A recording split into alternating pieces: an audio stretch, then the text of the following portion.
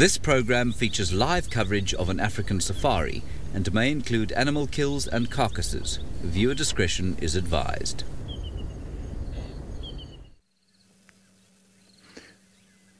This is Hosanna resting shortly after he has just been to the water hole, and now I can see the stomach looks very big on that branch. A very, very good morning and welcome to the beginning of the morning safari.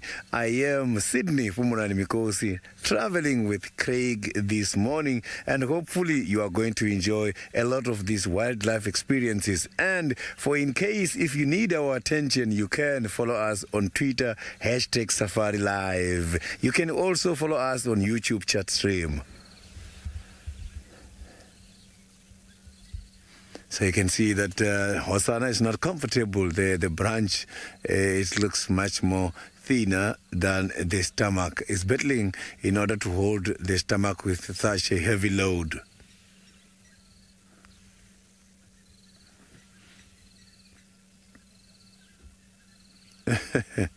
Warm greetings to you, Hosanna, from Paula this morning.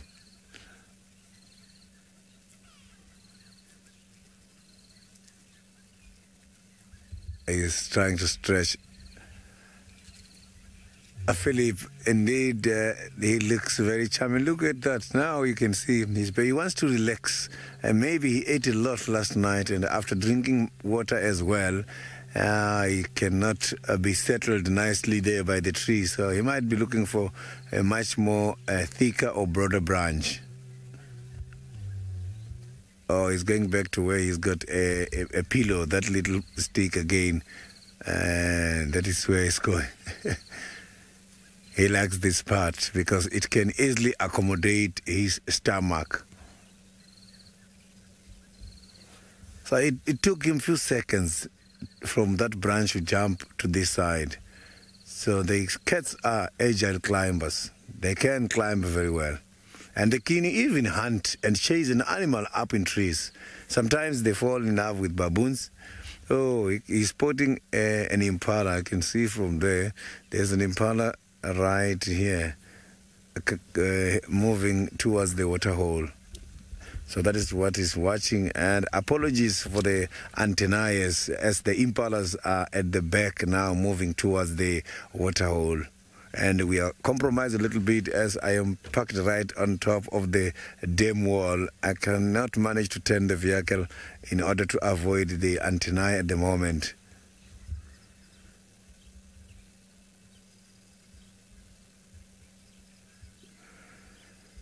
Here by the Juma Game Reserve, it is overcast this morning and we cannot see the morning sun. Let's go to the Masai Mara and have our sunrise from there.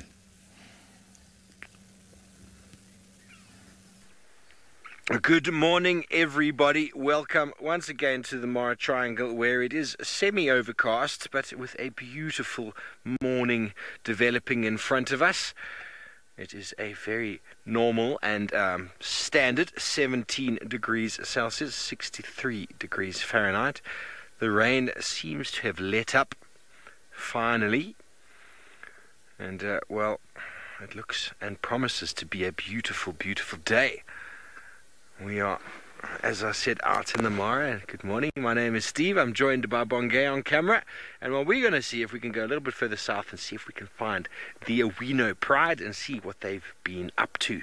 I'm sure Sydney's told you all the necessaries, but please feel free to send through your questions and comments. #SafariLive.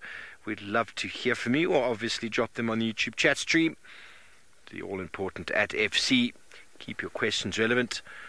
And we'll love to hear from you. Well, please send through any comments you might have of things you would like to see along the way. It is the Big Birding Day Challenge. And I believe Juma has laid down the gauntlet and challenged the Mara. So good luck, Sydney. You have got 2 competitors in the Mara this morning versus yourself. Big Birding Day is an international day whereby people try and get as many birds as they possibly can in a 24-hour period. You're allowed to use helicopters and all sorts of things if your budget allows. Okay, we'll jump on board. It is going to be a birding day interspersed with some lions, I suppose, and leopards. We had some buffalo back there, but the light's a little bit too dark for the moment to be able to see them. We'll continue on. Just put the spotlight away. MDR, yes, it can be really, really fun. I know some guys who've put together teams. I mean, we're not taking it too seriously here, but we're just going to do it on air. But some people take it really seriously. You put together a team of 4, and you go out, and you've got helicopters, and you've got all sorts of things, and yeah, and at least 2 of you have to see the bird, or hear the bird. Hearing and seeing is a legal tick on a birding day, but at least 2 people need to be able to see that. What is that? There's an interesting mark on the ground there. Oh, well, I bet you David Gitu has come down the mountain and has already found for you that wonderful steppe eagle. I'm not sure, but let's go and say good morning to him.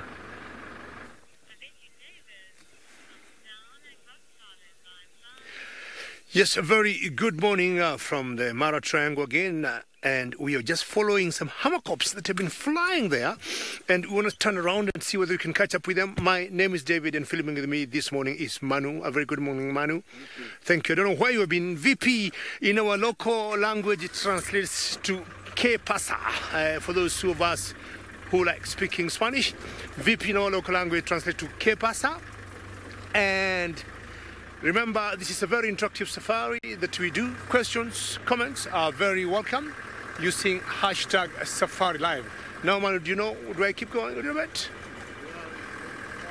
Today, I've been reminded, is a birding day. And birding day, we are competing, all of us, the team in the Mara and the team in Juma in South Africa, in terms of birds. And when we were just framing, we saw some 2 birds in flight, and we call them the hammerkops, and I think I can see them right there, Manu, if I'm not wrong. Do you want to keep going? I keep going?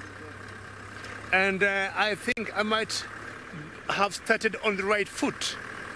It's the number of birds you see and the number of calls you see, and they have different way of grading that and giving points. What about to start there, Manu? They're quite a distance. It could be a bit dark, but I just want sure this one is captured by the final control.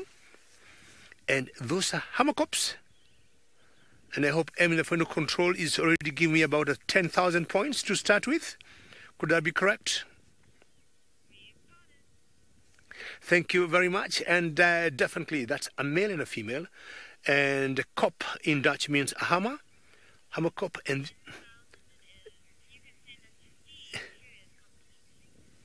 And there's another little bar there to the left. So put also that one, and that one is an anteater chat. Thank you very much, Manu, for spotting that. So I got those 2 hammerkops, and to the left, I got an anteater chat. So 3 of them in one frame. But I hear Steve is on my heels. Let's find out whether he's anywhere close to 10,000 points. Yes, well, here we've got a beautiful bird. I wonder who out there is going to be able to keep a list for us. I know we've got some very dedicated viewers. Maybe they would like to put together a list for Juma versus the Mara, and they can tick off the birds for the day. Charlotte is going to be keeping a list. Thank you, Charlotte, and any of you out there who'd like to see what kind of bird diversity we can find this morning. There indeed is, and I'm sure everybody knows. Let's hear Bongay say it. Black-chested snake. Black-chested snake eagle indeed.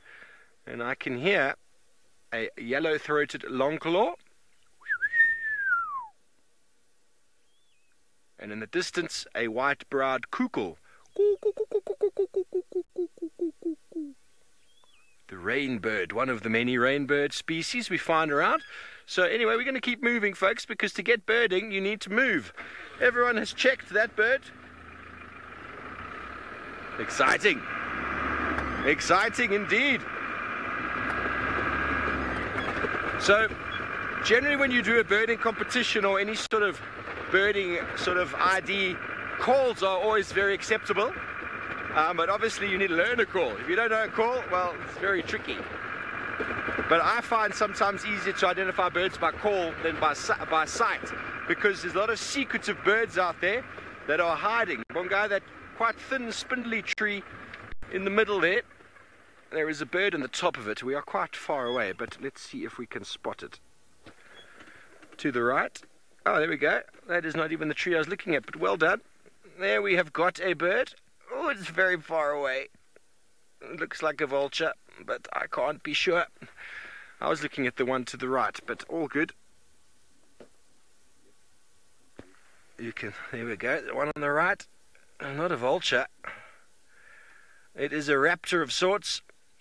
That's very hard from this distance, so it is unconfirmed. We could say it's a raptor, but without a proper identification, it doesn't go on the list. We can't cheat, you see.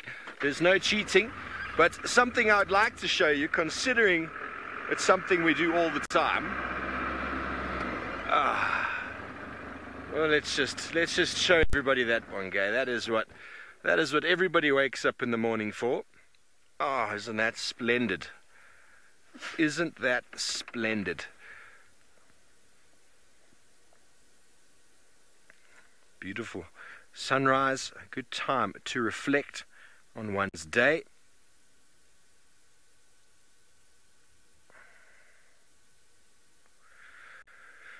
Deja vu, I'd love to show you a sunbird. It's not a bird I've seen too much of in my time here, sunbirds. I'm sure they are around, but they're very, very sort of hard to come by. But I'm going to play you a call. This is a bird that we heard just before. That is the yellow-throated longclaw. And I'll show you a picture in a moment. He's calling back in the distance. They are very hard to come by in South Africa, although they're regarded as a common resident. You don't find them very easily. But up here, they're regarded as a bit of a trash bird. And now, if you don't know what I mean by trash bird, a bird that you see everywhere. They love grassland areas. You see that very beautiful yellow chest. And they've got a very long claw on the back of their foot, and it's because they walk around and they use their back of their foot to push grass stems down so they can climb on top of them, and that is why they've got such a long claw. A very, very long toe at the back, and hence the name long claw. Very, very good. Okay, well, that bird is now flown off, Bongai. Maybe we can get it in the air. Can you see it flying? Oh, it is a heron. That is a heron. You can easily identify herons versus storks by the fact that the head is tucked in to the body. And well, he's like, I want to be part of the birding day. He's flying directly towards us. So let's keep looking. It could either be a black-headed or a grey heron. Either one. We'll identify it in a moment as it continues to come closer and closer. A little bit laborious flight in the morning without too much thermals or air pressure. Beautiful, Bongai. Beautiful. That is indeed the grey heron. Yeah, keep ticking. Keep ticking. I know Taylor's done this with me before. We had a birding competition. I was on a walk down in Djuma, and she was up here, and she just kept the camera going and going, there's one. And I think I got one bird on that walk, and she had like 20. Anyway, so it's not only birds that spend their time in trees. Well, Sydney is with the chief, who's up in the top.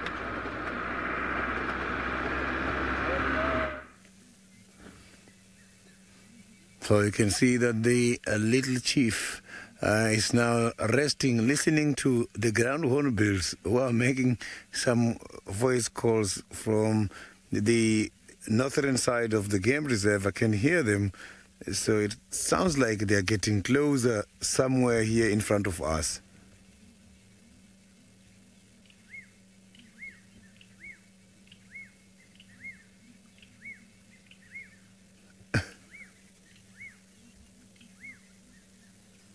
Yeah, they are giving us a very nice morning sound, the ground hornbills.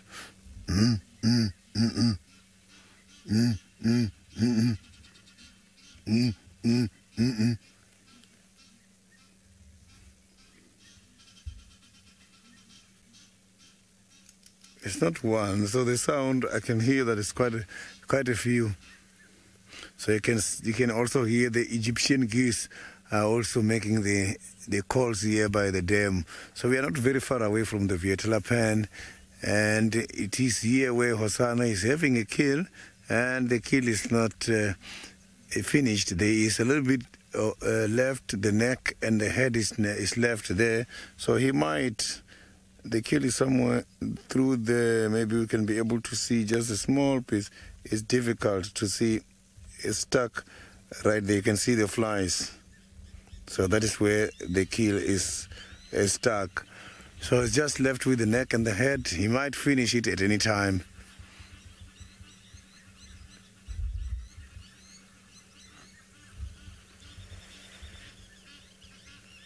So when I heard Tingana was spotted yesterday, I thought he was going to come this side and take over.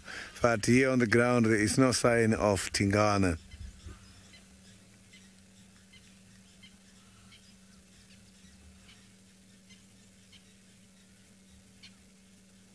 So I can hear the Francolins are also making some warning calls not far away from where we are, and that is normally the direction where sometimes these predators, when coming to drink, they come from.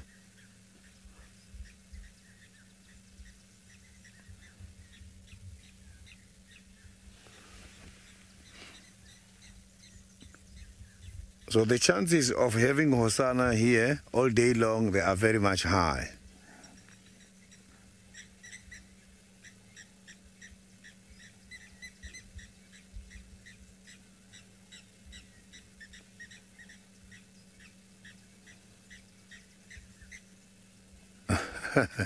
NDR, he does indeed have a lovely face. Look at that.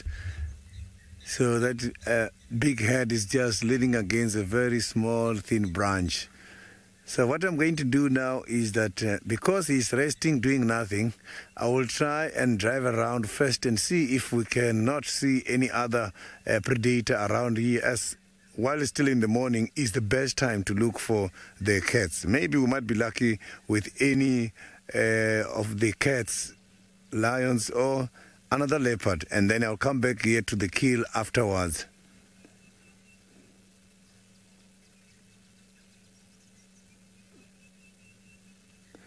So maybe we might be lucky with quite a lot of birds on the way looking for these cats.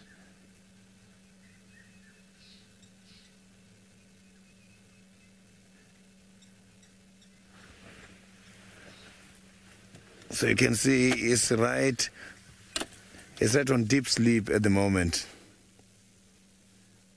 Look at that very long tail, which can grow up to 110 centimeters hanging there.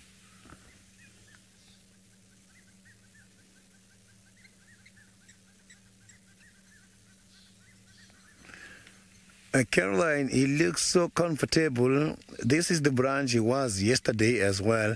He knows, because where he was before jumping onto that branch, he was not settled nicely and then decided to come here. So the small branches helps him in order to balance, and also the thin branch for him to lean the head against.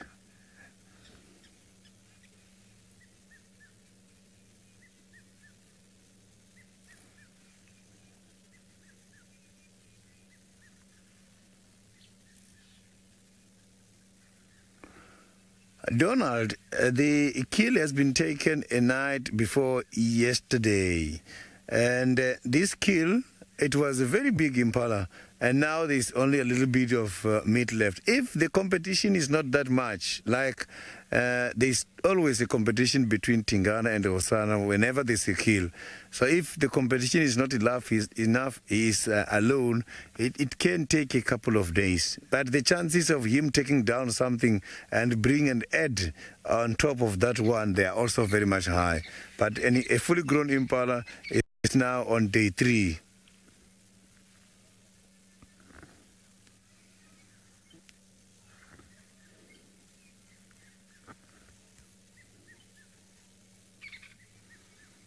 So that is too much for him. He ate this fully grown impala, And he also ate a lamb, which is something we have to take into consideration. So it means there is also a percentage of meat which was added by the lamb he caught as well. So now, before I carry on and look for birds and other interesting cats, let's cross over to the Masai Mara and see what they are having at the moment.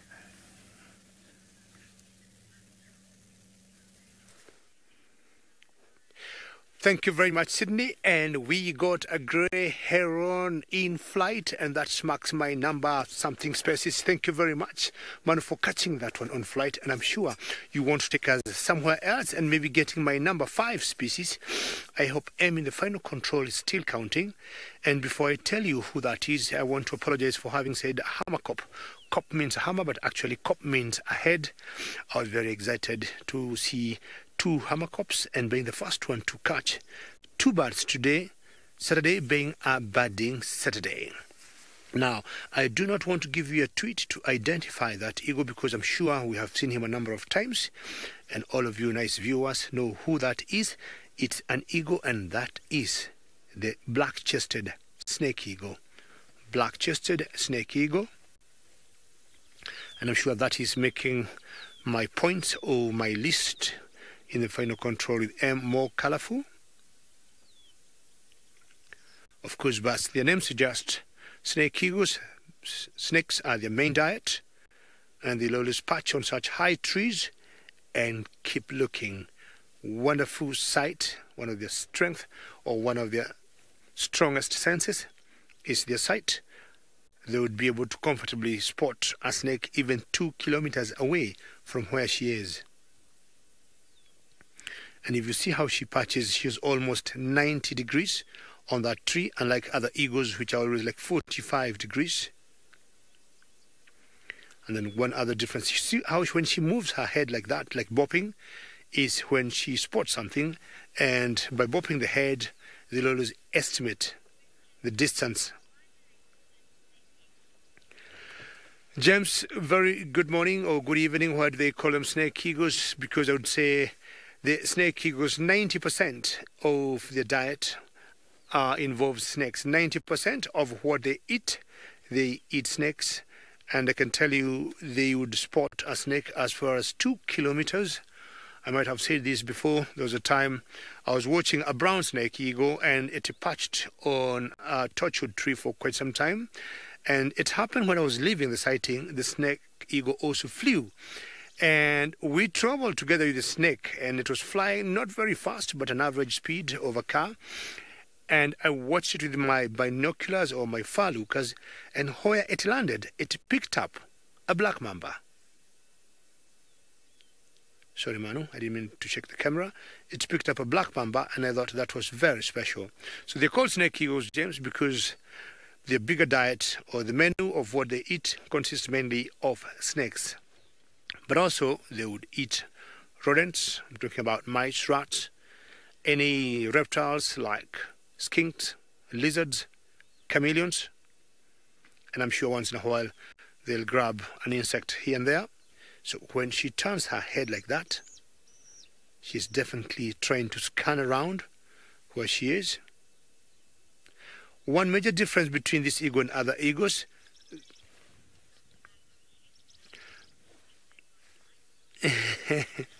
Zach, very good, very good.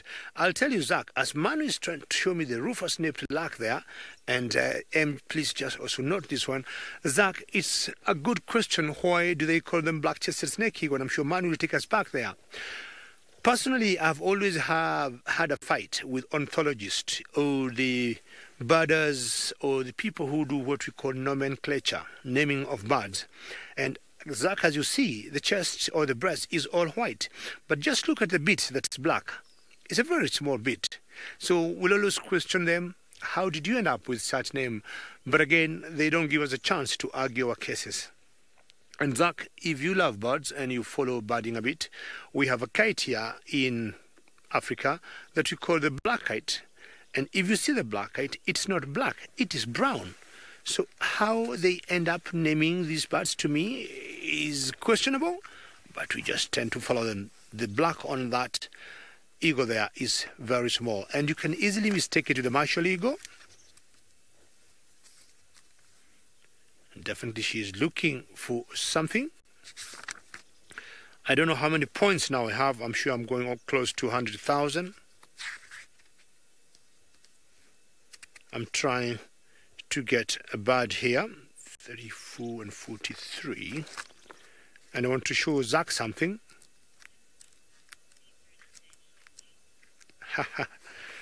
I'm very happy to hear that. So just trying to get number 7. If Manu just come here, I want us to go to number 7. And how good is that, Manu? Am I doing well? Good, eh? Thank you very much. Now, Zach, I'm sure you're still watching, and I want you to tell me the color of number 7 there. And I'm sure my Manu's camera is doing a very good job. That's number 7 there. Tell me what color you think that is. You can send a tweet to the final control as usual, #SafariLive, and you tell me what color you think that bird is. To me, as far as I'm concerned, my eyes are not very bad. I think that is brown in color. But the ornithologists from the nomenclature system, they call that black. That is not black. All right, what are my plans today? My plans today are to go and look for the sausages, my favorite pride of lions, and I will make steps now and move on. Are we good, man, to go on the left there? If we back up a little bit, Manu. Okay, let's keep going. In the meantime, we'll take you to Stivovo, who have some big mammals.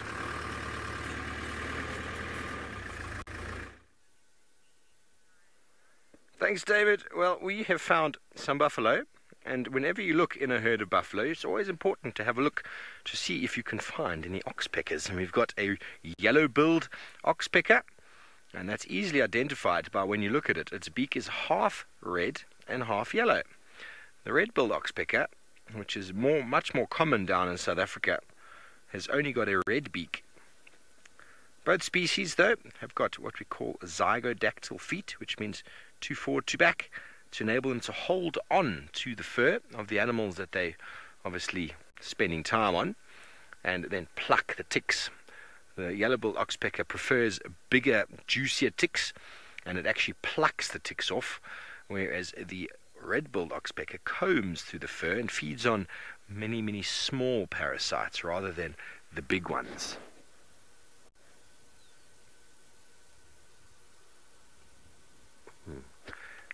Behind this buffalo on the right here, Bongai, the small one with its head down, there's a bird underneath it at the back on the floor. It looks like a lapwing. Just behind those buffalo there, a little bit further back. You see those, yeah, go punch in there. Just behind that one, a bit more left. Behind those now, there we go.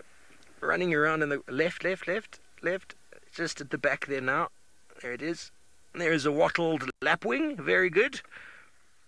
And the big yellow wattles on the side of the face. And like all of our lapwings, they like open grassland, moving through, feeding on insects. Very good, very good. Well, I think it is time for us to move off and see what other wonders we can find. Please keep your questions and comments coming through. We'd love to hear from you. I really don't think Sydney's got a chance this morning. Poor fellow. He's going to try, though. But Ryan Hornbills is probably worth at least 5 birds, I'll be honest with you. Especially down in Djuma. You don't see them that often.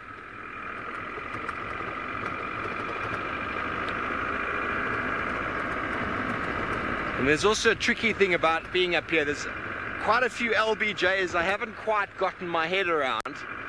Some testiculars, possibly even some larks that are still eluding me. I've got the East African Bird app, but the pictures just aren't that good.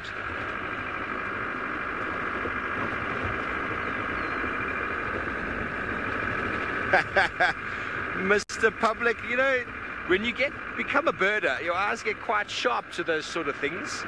You see these little flittering movements and get very excited. The beautiful thing about birding is once you start birding, you really get into the habit of seeing very small things, very small movements. Did you see something, Bongai? Bongai is also trying to spot things. He feels that competition is on. So the wonderful thing about birding, if you like to bird, there's birds everywhere. Even if you sit in a city, there are birds. Every habitat environment you go to, you're going to find birds. You know, coming to Africa, obviously there's an enormous number of mammal species, but while there's no mammals out, there's still always birds. Always birds. So all the people I know who really love the bush, they've got an affinity with birds, because it's the next level after the mammals, of course. They become a little bit more harder to identify. Spend time birding, takes a lot of practice, and your ear gets better, and you start learning birds by call alone. There we go, there's a lesser greyback shrike. Oh, there's a car behind us. It is Gigi. Gigi. I'm going to just go here. There we go. We've got one over here, one actually just in front of us as well. There we go. There's the lesser greyback shrike, also known as the fiscal, greyback fiscal. Migratory birds moving through. Also an insectivore. All the migrant species that you really know of, well, they are insectivores. Birds don't really migrate long distances for seeds. Obviously you get sort of short period or short distance migrants, such as the quelias. They come together in times of breeding and times of seed abundance. Here's on the top right of the tree, there we go, on top.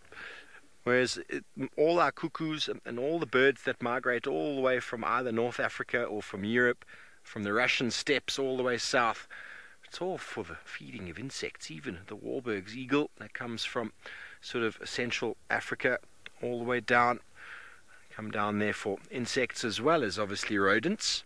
The steppe eagle, they come all the way from the Russian steppes and Ukraine. There we go, that bird has decided to leave us.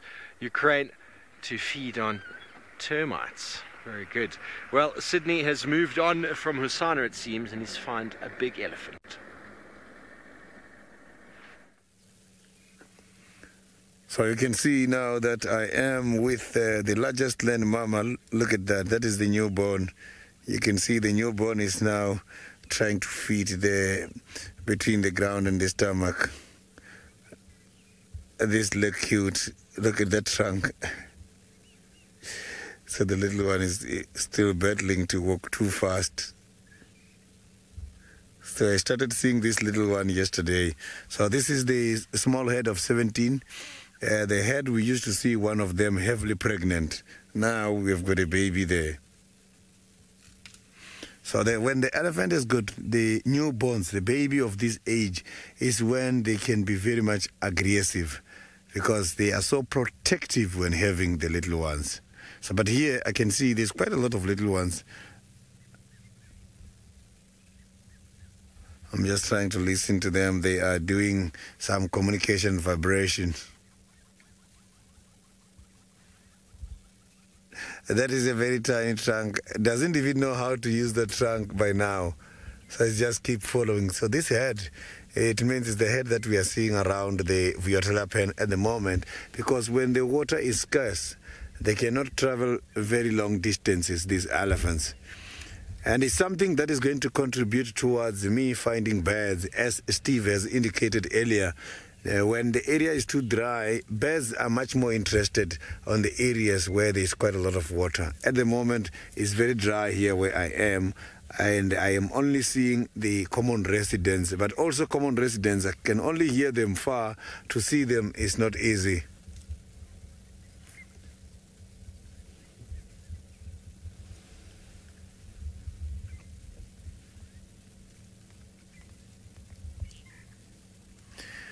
The elephants, they are pregnant for a period of about 22 months. That is quite a lot. And they can be able to have 5 to 6 little ones in their lifetime. So if you check that period of pregnancy, in order to have a little one, multiply by 5, you will see that in their whole lifetime, the elephants, they do spend much of their time pregnant as well.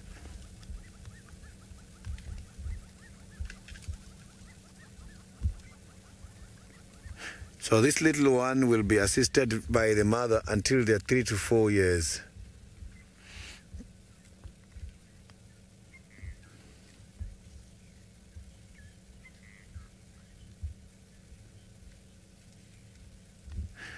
Saskia, I just heard some vibration such as from the body.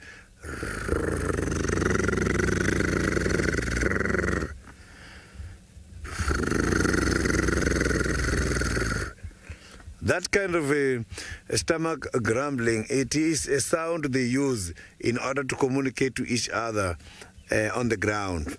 So elephants can communicate, and the distance can travel 10 kilometers and more.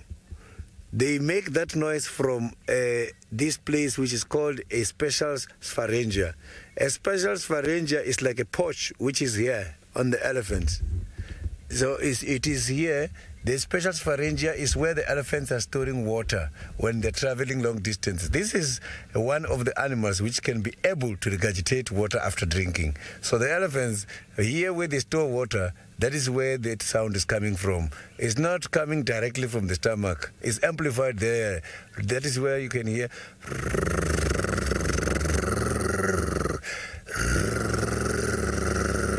It's coming from here.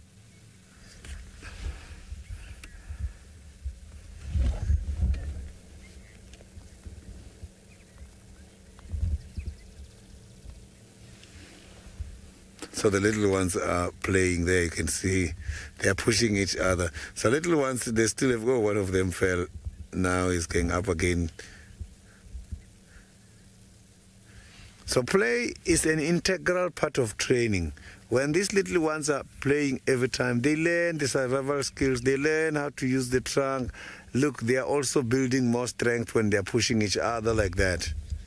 Look, that other one is climbing the other one, and those ones, they are having almost the same height,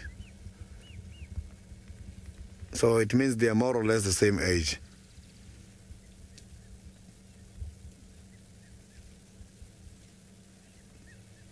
So these elephants are so peaceful and not even trumpeting. So trumpet is also one of the ways elephants use for communication. They are not only relying on the non-verbal communication, they can also trumpet. And they can trumpet sometimes when they are greeting each other. They can also trumpet sometimes when they are not happy. So it can be very much difficult to the elephants to tell their mood. Of course, also the ears. They use the very same ears in order to cool the body temperature, and they use them again when they are showing off some signs, warning signs that I'm not happy with what is happening. So you have to observe the elephants thoroughly. Otherwise, you're going to make too many mistakes when approaching them on foot, specifically.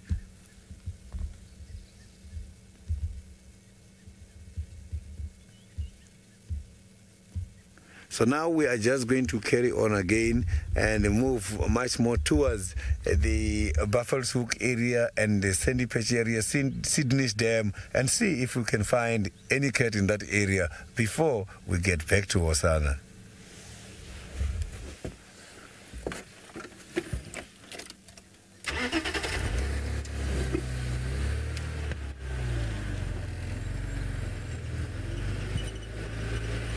So those elephants are heading now much more towards the Vuyotela Pen area. So the chances of also seeing the elephants on our way back or when we get back to Osana, they are still very high because they are heading towards that direction, unless they decide to go to the Galago Pen, because Galago and Vuyotela Pen are not far apart.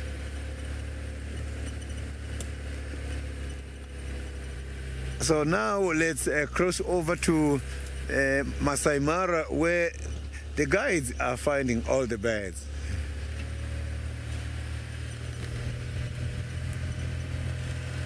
Two more over here, at least three, but we're just going to get a little bit closer so that we can show you a nice view on the camera, of course.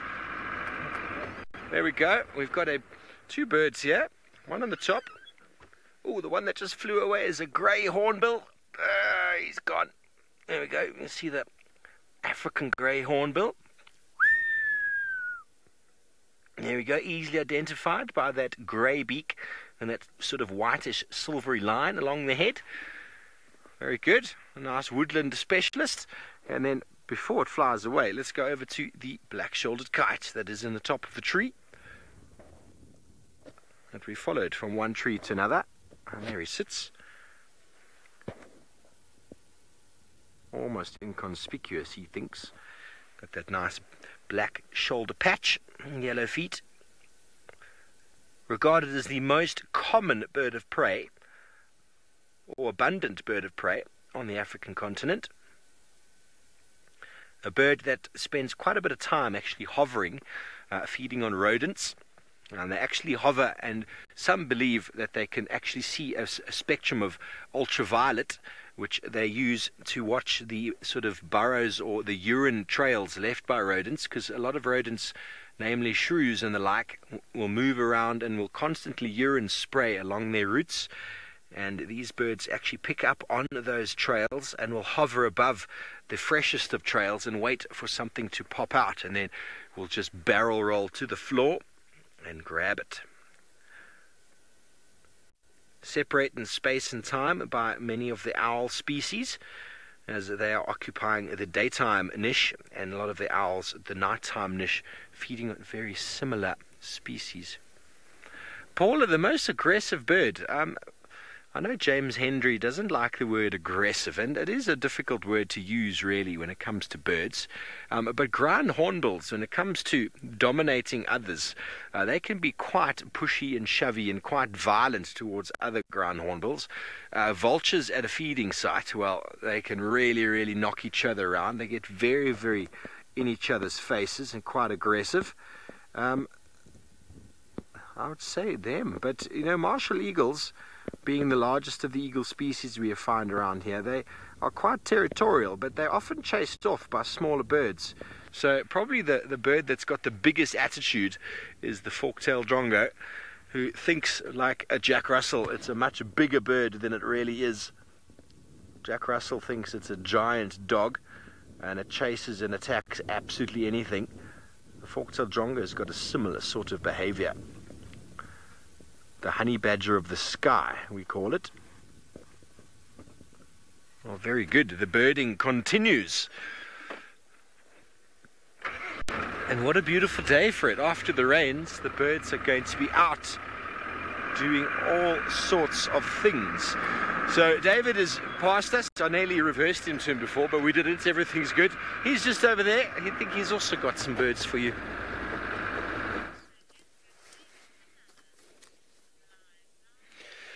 Very good, well done, Steve. And you can see a bird that's moving there like a snake or head of a snake in the midst of the grass. And that one is a bastard. That one is a bastard, and it's the male of the black-bellied bastard. Black-bellied bastard. And as you watch it, I want to play for you the sound of that bastard, because it got a very unique call, unlike all the other bastards. And that's the male. And let's hear how it sounds, or how it makes its call.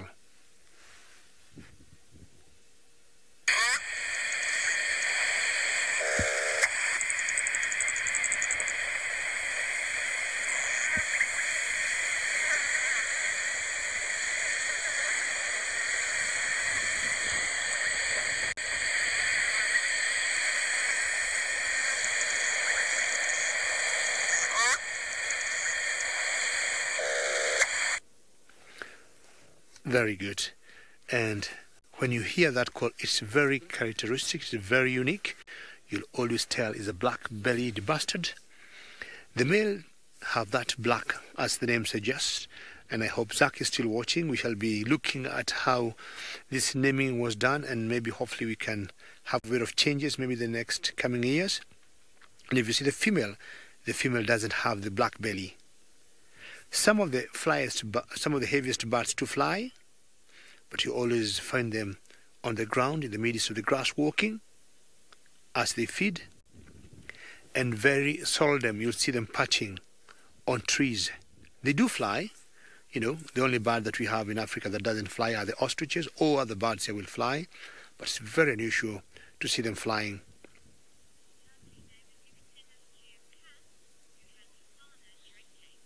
Very quickly, let's go to Pat, who could be doing something interesting this morning.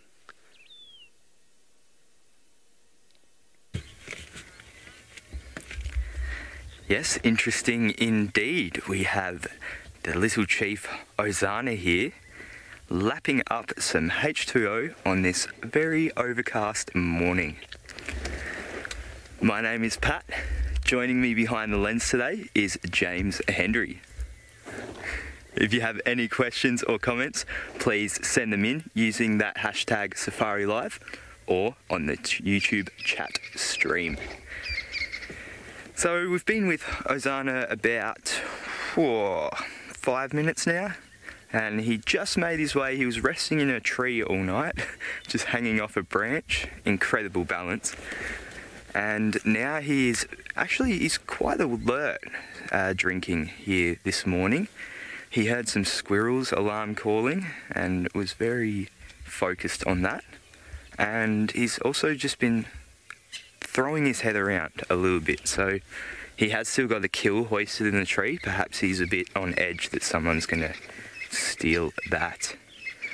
Now it is big birding day, as I have been told, and we are looking around the pen also today, hoping to help out Team Juma by getting some birds.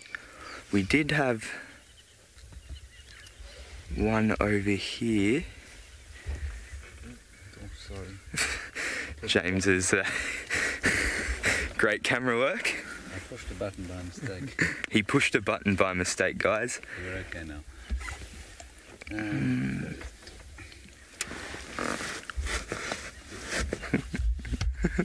Here we go. Alright, he's located it. Ooh, here we go. So, this one looks like a Franklin. It is, I think, a Natal's Franklin. Or spurfowl. Perfect. So that gives us something, surely. And it's actually quite a beautiful bird. Feeding in the grass there. Now, let me have a look and see if we've got anything else here.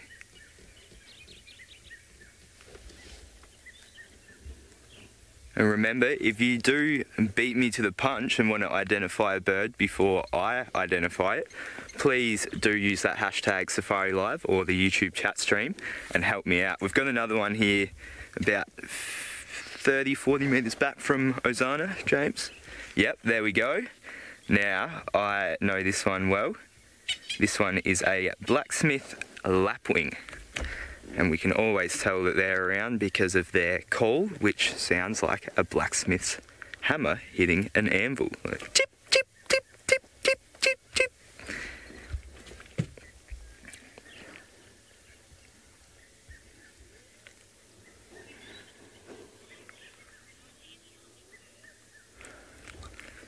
Tamara, no hummingbirds as of yet.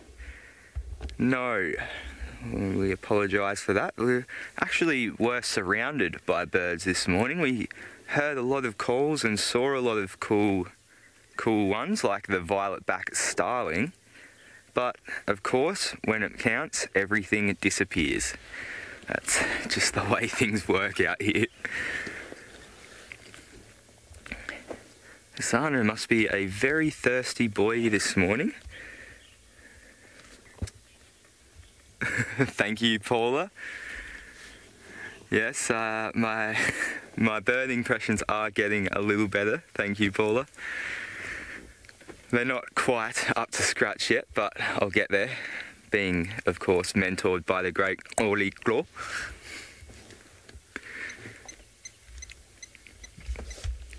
Now, can we hear that blacksmith lapwing calling?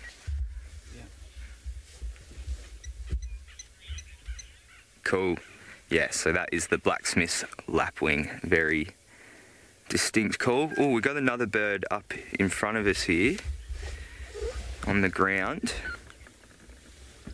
just about 50 metres in front of that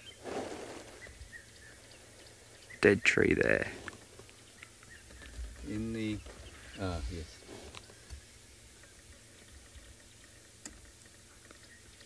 This looks like a little blackbird of some sort. Looks like we have another starling, a Birchall starling. Well, we didn't actually get a starling, but we've been seeing quite a few different species of starling about this morning. That one being the Birchalls.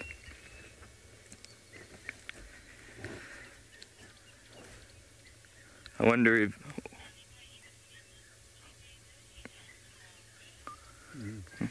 Ozana's going to help us out spotting some birds this morning.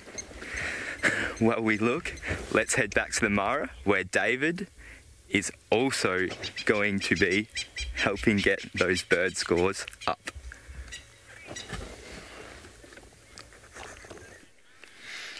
Well, we're just seeing some sparrows here that are just playing hide and seek with us. And these are the red-necked sparrow, and they're just hiding in the grass there. There were two of them, and they decided to disappear in the grass. Either they have some chicks, and they just went under. Yeah, very good, man. There they have popped up. That's one of them. And these are the red-necked sparrow. It's walking in the grass, feeding on seeds from the grass. But should they also bump into any kind of insects, they'll also pick it up. And you call them sparrows because if you see at the back of their leg, they have like a spur, and more so for the males, and use the spurs to fight. It's a red-necked sparrows. I'm trying to increase my bird sightings for this morning. Two of them, being a male and a female. Very good camera work there, Manu, as much as they're trying to run away and hide from you. Tell them they can run, but they cannot hide. Excellent work. Very popular with leopards. Once in a while cheetahs go for them, but I've seen more leopards than any other cat trying to catch them. And lions will also catch them too, to feed on them. And well done, sparrows. Manu, do you think we go to our sausages? Manu says it's time to move on, and you go look for our sausages. Okay. Feels so good now, as Steve was saying, after the massive rains we had last night.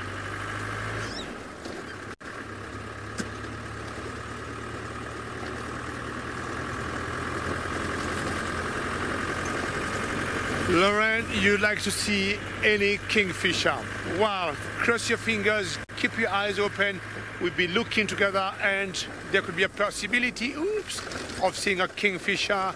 I'm seeing a grey-backed shrike flying away there. Hopefully she's going to stop. But yeah, it's very possible we might see a kingfisher today. Close to where we normally see the sausages or the sausage tree pride of lions.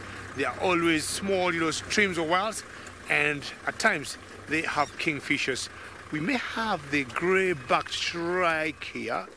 So Donald, Lauren, be on the lookout, and we might be spotting some kingfishers for you here.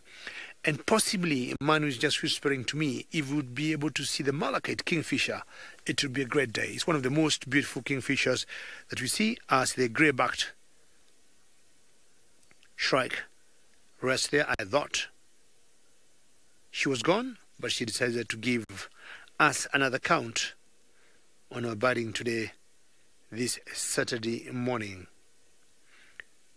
Shrikes always, in general, getting insects, and you can see the shape of their beaks, because it's designed for them to grab insects and also grasshoppers. Excellent work, Manu. Did you see something for yourself? Beautiful.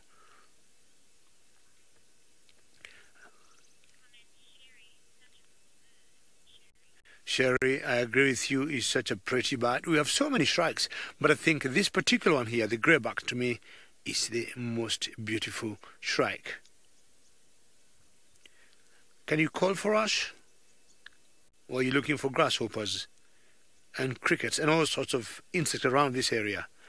I guess that's what she's looking under that bush. She just perched on.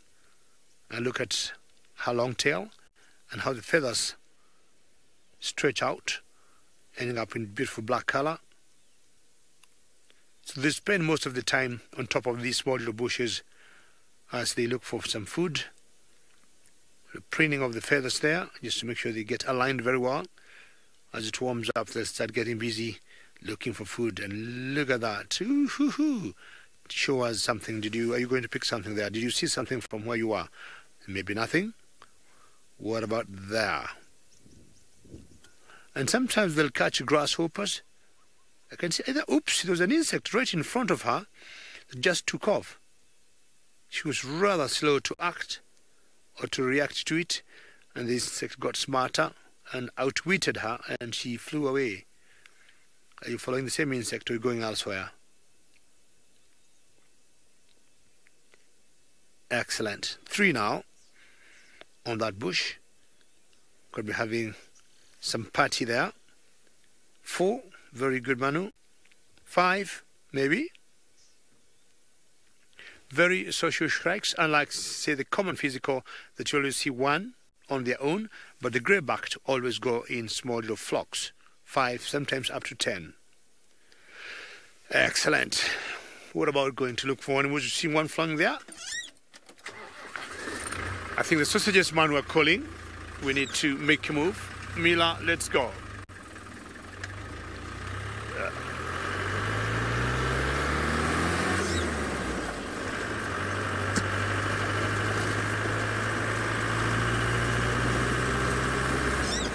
Dan, very good to hear your question, and at the age of 7 I'm very impressed you can ask such a good question.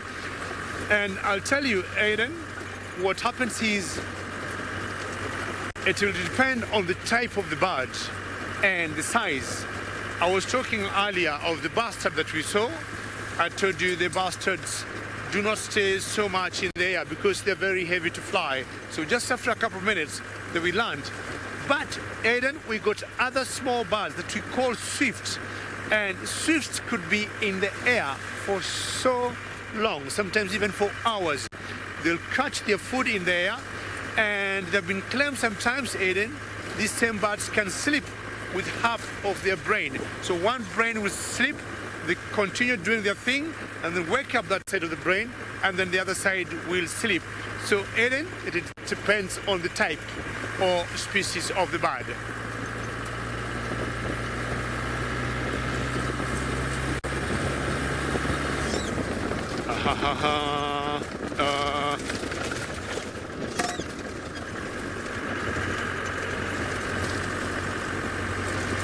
All right, Steve, I'm sure, is trying to work very hard on his biting, and as they head to the sausages, let's go back to Steve.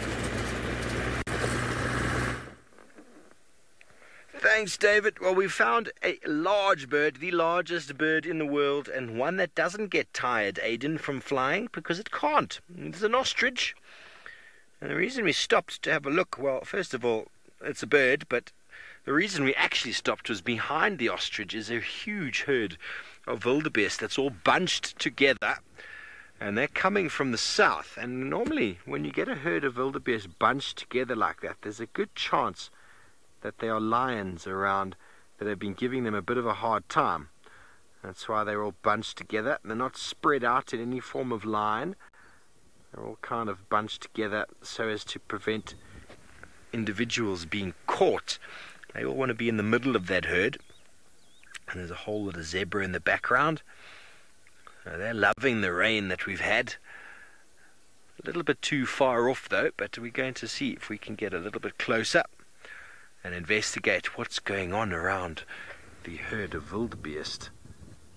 But it's a nice place to stop and to spend some time and to scan the horizon with the binoculars, because you can see very, very far.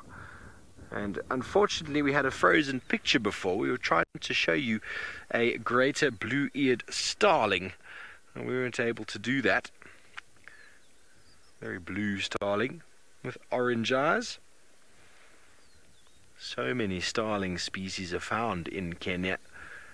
There's an enormous list of them.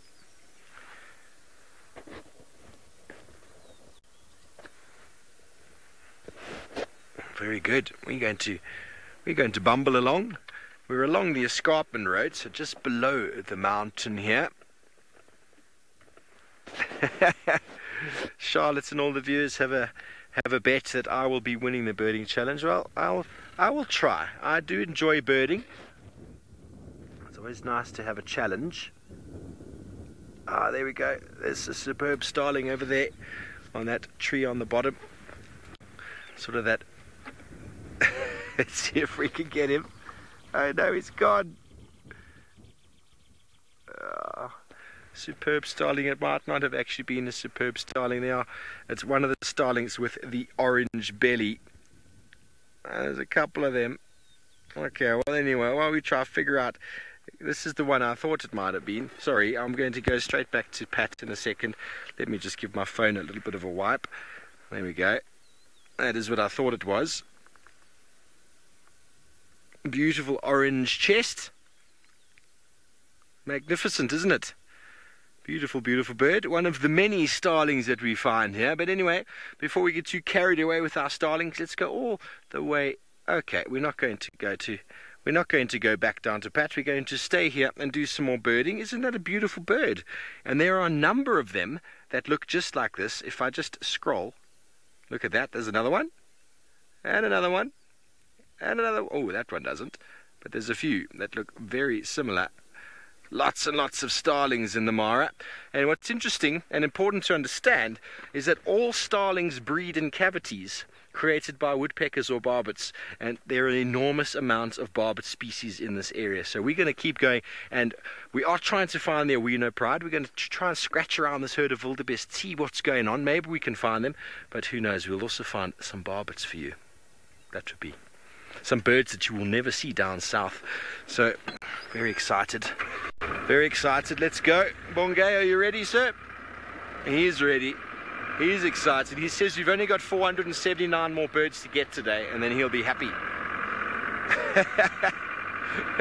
Not a hard ask at all. Not a hard ask. 500 birds in a day? Easy.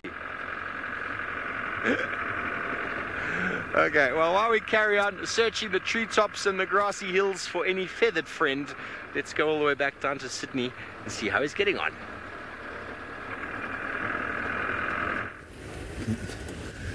No luck with birds at the moment here by the Juma Game Reserve. This is due to the water availability in the area, since water is the main attraction of birds here. I've just now arrived by the... Oh, I've got the dove there.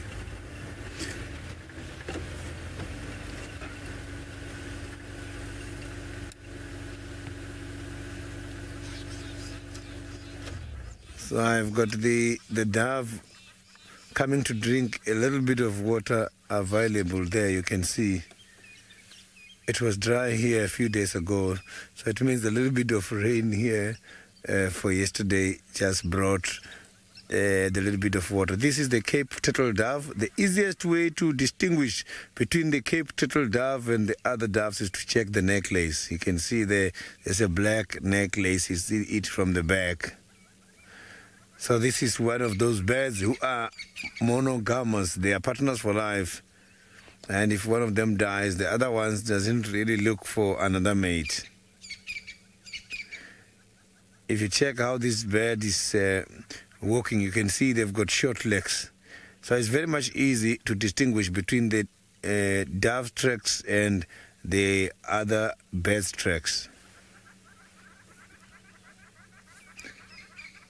Oh, there's some hornbills calling as well from the tree there. So by the dam, we only got one bird. But normally, if there's water available, you will see quite a lot of birds here.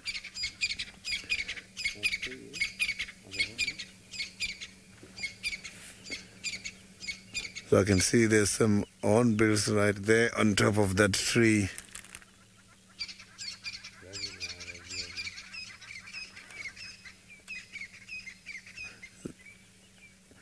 just on top of that marula tree on the right side, that branch is a... Yeah, right on top of that. So I can hear this francolin behind me, and I can also hear the yellow-billed hornbill. I can see it, but it's far, but I can hear it calling. So those are the two species who are just calling at the moment. So some of these birds, I'm just hearing them, I can't see them.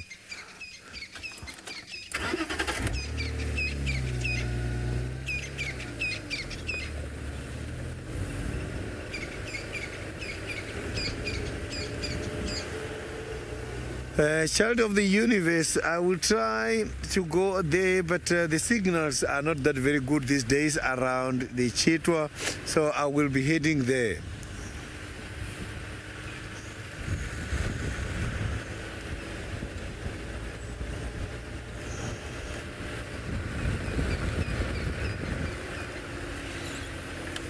Maybe we're going to be lucky with also any other a species on this side, as I haven't seen Tandy for quite a long time. So now let's go back to Pat, who is following Hosanna.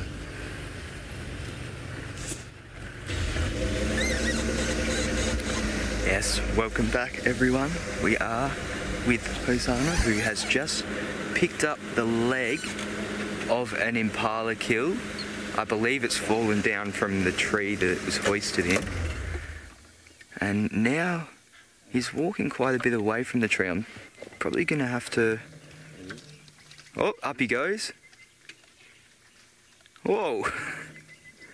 It's a bit of a tight squeeze there, boy.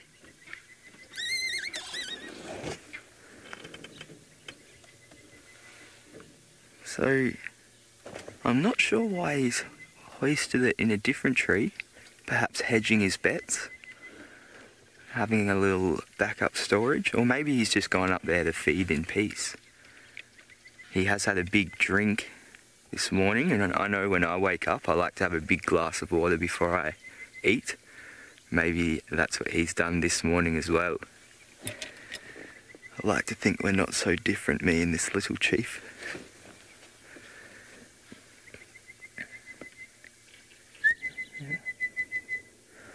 Ooh, I get so caught up in Hosanna. No, Lauren, he is not that graceful at all. Well, sometimes, but I think that was just a pretty tight squeeze for him. It's a pretty dense bush. I'm not actually sure why he chose that one. Perhaps to make it trickier for other scavengers to come through. And now he's just left it up here. Now, I am so caught up in Hosanna that I keep forgetting that it is birding big day, and we have helmeted guinea fowls on our left down here to add to the list, seen as they so often are foraging in a small group of about 4 or 5. Quite a funny little bird. They are a game bird. That one wasn't happy.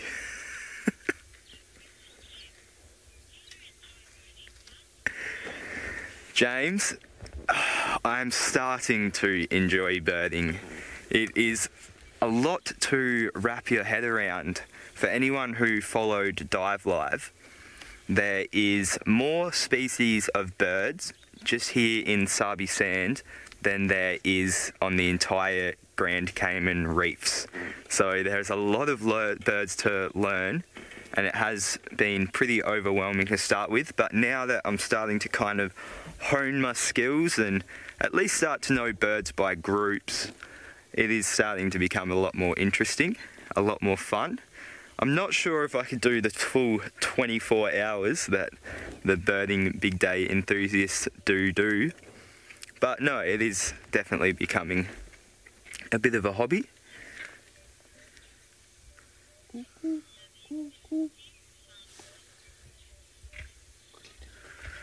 And I can hear a cuckoo as well, so I believe we're going by hearing as well. But I think Steve's got some birds over in the Mara as well. Let's go across to him. Thank you very much, Pat.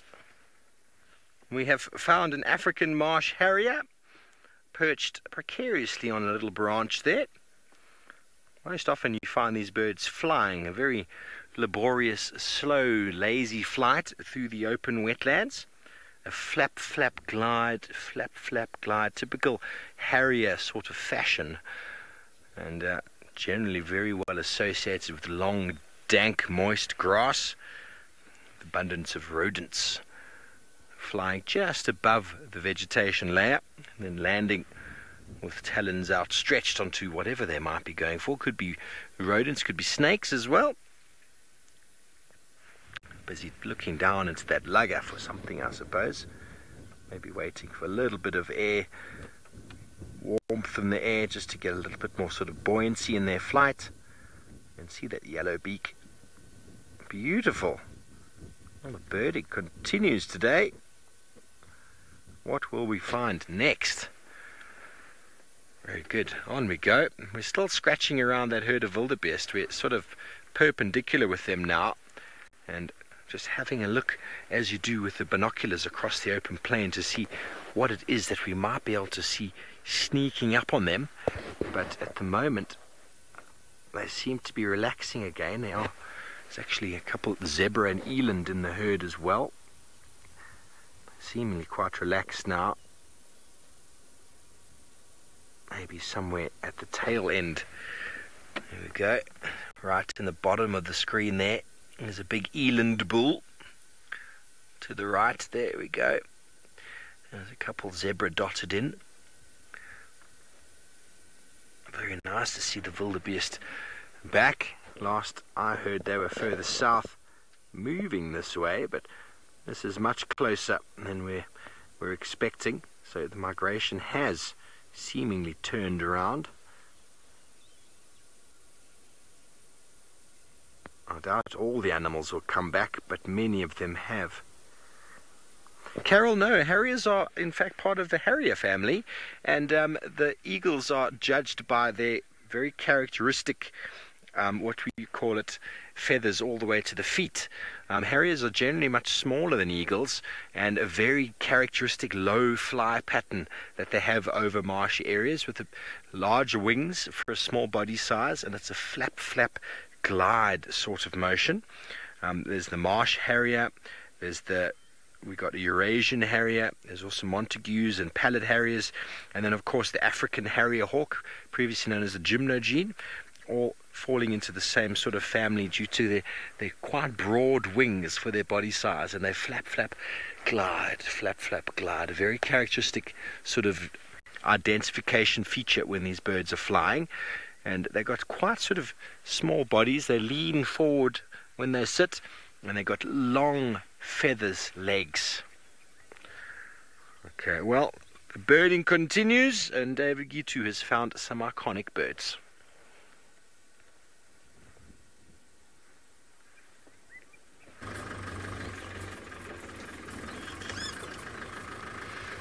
Well done, Steve, for getting the marsh harrier, and look at that. This is the secretary bird, and thank you, Manu, for getting her almost in flight. And she's not alone. There are two. Manu, would you like me to move forward a little bit? Or are we happy? Well, let's just move forward a little bit, because they seem to be mobile and looking for breakfast. So we're going to move forward and give you a better angle. The light is so good, eh? And when you have a combination of good light, good subject, good camera operator, everything just turns out very mellow. They love walking on such open ground as they look for food. Manu, let me know when to stop. Keep going? All right.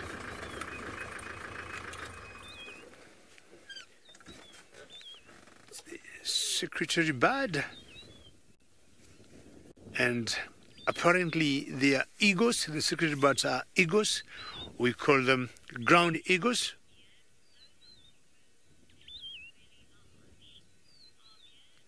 over here, you say they're cool bird and you think they look really large.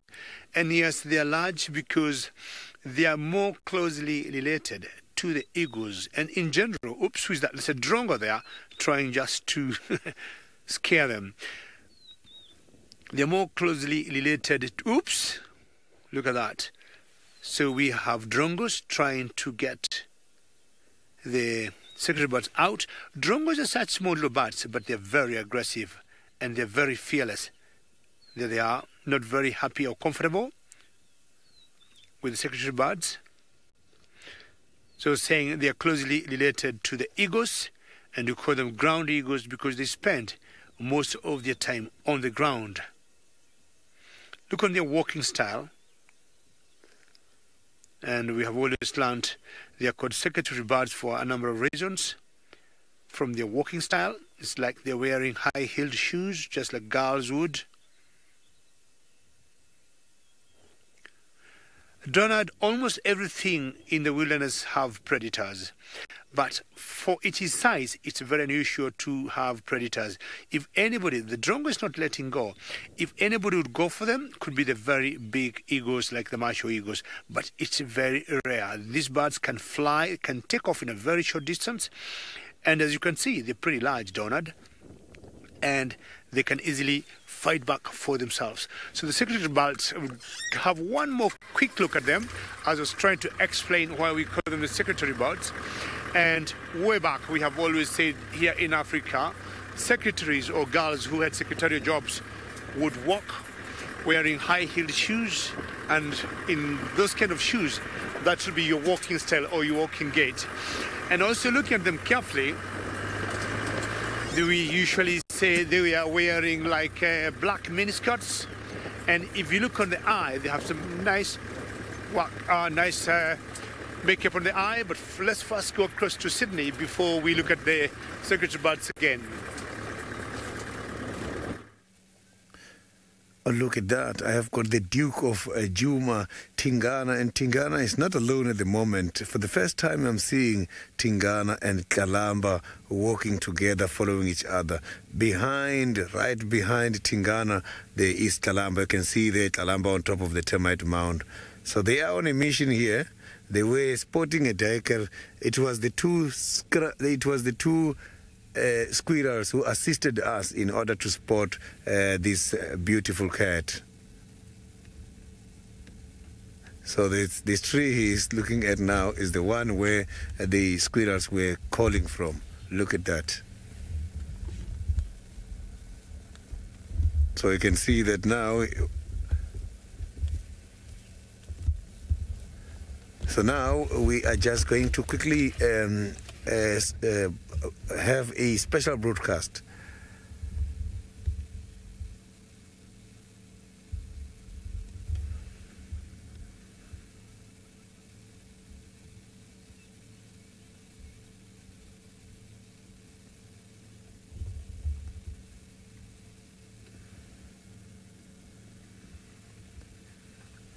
Look at that. This is Kalamba. Kalamba is the little queen of Juma, still very young, just about a year old. And I am live from the western side of the Greater Kruger National Park, Sabi Sands. So here I have got Kalamba, who is working together with Tingana, who is just now about to cross over to the other side. I am just going to quickly reverse so that you can see the Duke of Juma, who is very much pretty relaxed, moving much more towards that side. They were stalking a duiker when I found them here. My name is Sydney Afumurani Mikosi.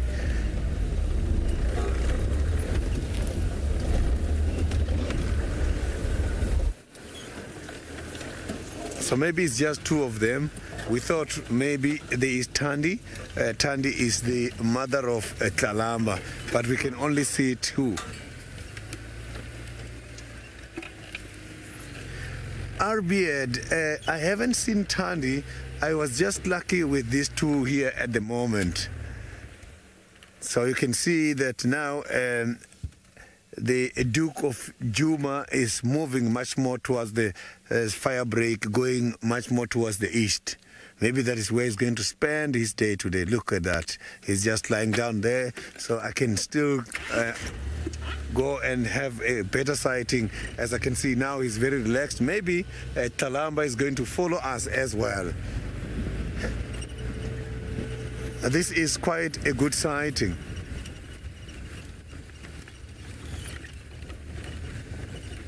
Christy, for the first time I'm seeing these two together. Normally I see Talamba together with Tandi, who is the mother, but to see Talamba and Tingana is the first time. Yes, they have been spotted before, but for me it's the first time.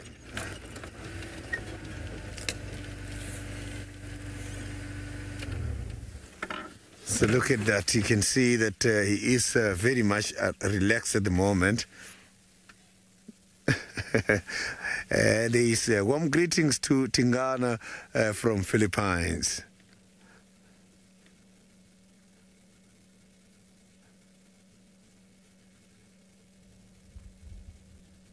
Lita, hopefully is not going to hurt her. It looks like they've been together for some time. I haven't seen Tingana for quite a while, and I also have not seen Talamba for some time. By looking at the stomach, I can see that his stomach is full. Maybe they've been together feeding somewhere.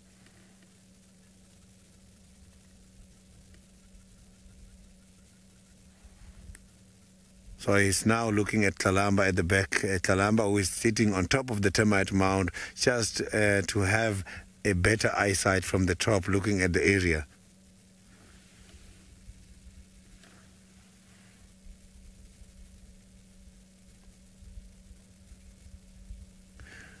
Rima, maybe Tingana has been in Torchwood for quite some time, and that is where Talamba is doing quite a lot of foraging. They have met that side, and maybe Tingana took something down and shared with Talamba, or Talamba took something down which has been taken by Tingana, and from there started following each other.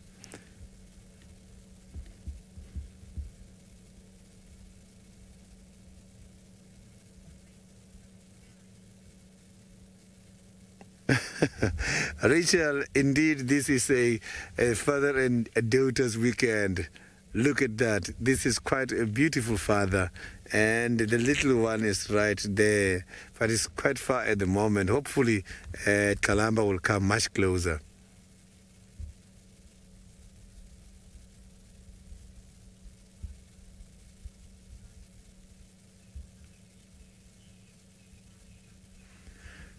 Safari Sally, Tingana is accepting Talamba because of her age. As soon as Talamba goes up to 18 to 22 months, is going to be kicked off the territory, not by Tingana, will be kicked off by the mother. So the mother is going to kick that little one off when he's about 2 years. It's good that at this stage we have seen her independent. She is looking after herself. So if anything happens, if she gets given that kind of instruction to leave, she can look after herself.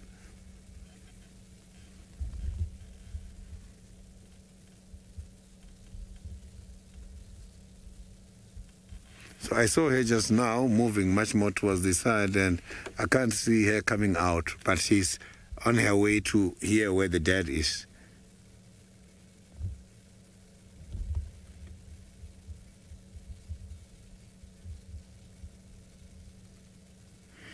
Mary, Talamba must be lonely at this stage because Tandi has been living behind Talamba for quite a long time, and the youngsters, they like to play. I'm sure that when Talamba is together with her dad, she can be able to play with the dad at least.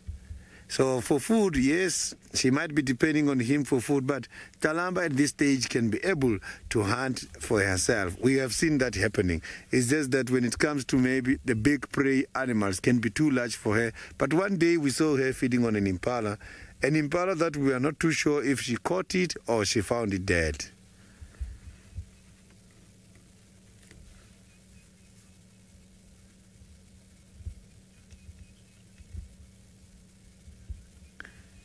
Caroline Kalamba is still with Tandy because she's just about a year old. 18 to 22 months is when we are going to see them splitting, starting to show each other level of aggression, mother and the daughter. I can see Kalamba is just about a few meters away now. She's coming to join the dad. Maybe they're going to show us some morning greetings. Kalamba is beautiful and is growing fast. Look at that.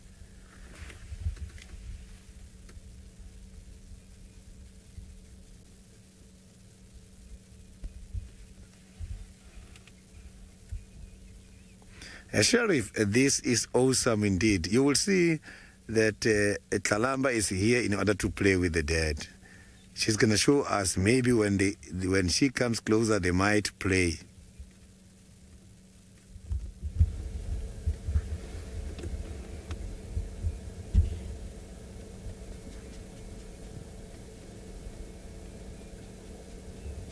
So let's see what is going to happen when they...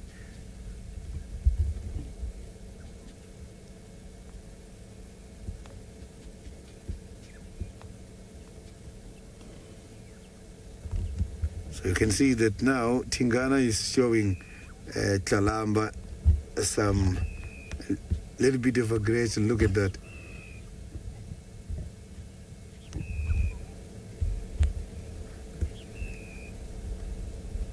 Tingana is warning Kalamba.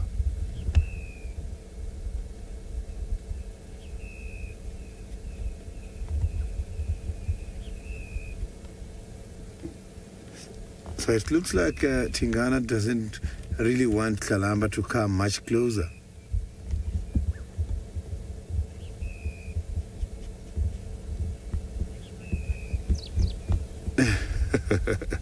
He doesn't like carrots. So you can see now she is forcing herself to lie down there.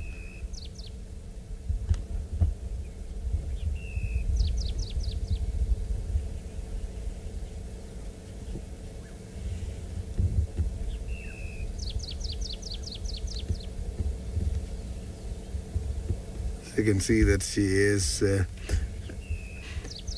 she's confused at the moment because when she's coming closer to the dad is giving some warning signs. Maybe that is why she was walking far behind.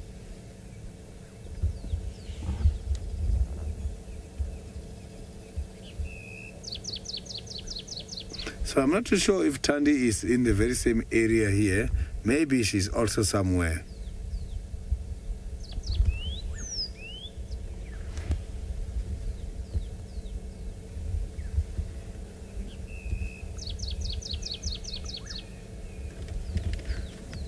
So Tingana nearly caught a daycare when we spotted them. So one of the daycares just ran much more towards them, not seeing them coming. And then he went interested. He did try to follow the daycare and then gave up. So maybe they are on a mission.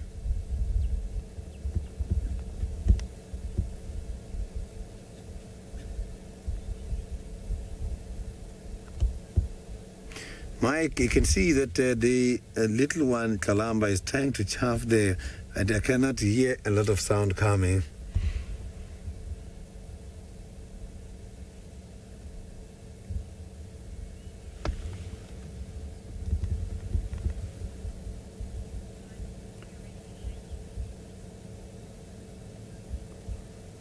So you can see that now they are just very relaxed, and this is bringing us to the end of our special broadcast. And thank you very, very much for all your questions and comments.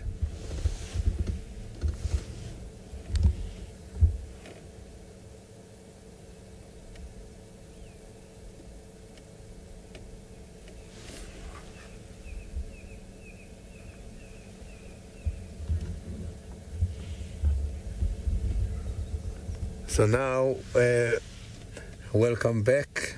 I am still with them. You can see that they are not doing much at the moment, but I can see Kalamba is trying to scratch there. Maybe she's trying to get rid of the parasite or something.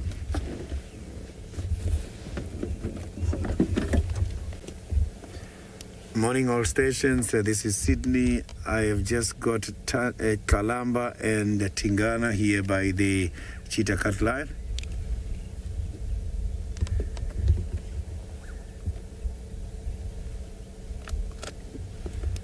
Positive. I've got a very static sighting by Cheetah Cut line.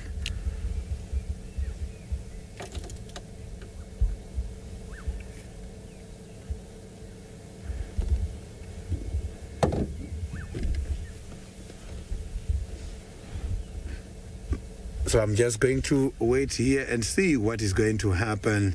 So this is one of the lovely sightings. I haven't seen Tingana and Kalamba for quite a long time, and I'm so happy to see them this morning.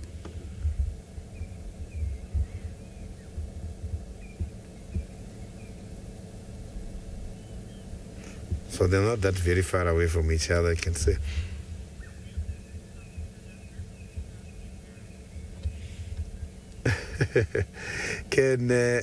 Paula is asking if Tingana could catch a steak for Kalamba. Maybe he's going to do something. You'll never know.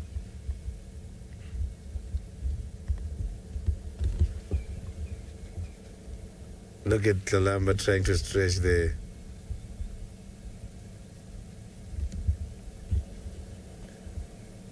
I'm sure that is helping sharpening the Kalamba's claws.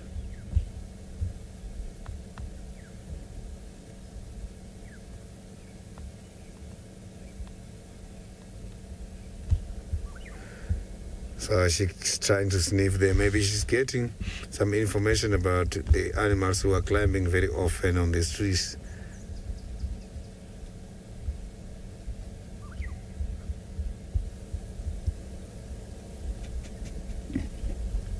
You can hear that she is adorable, but it looks like she's not welcomed here by Tingana, because every time she's moving, when he notices the movement, he's opening the mouth and show off the teeth and growl a little bit.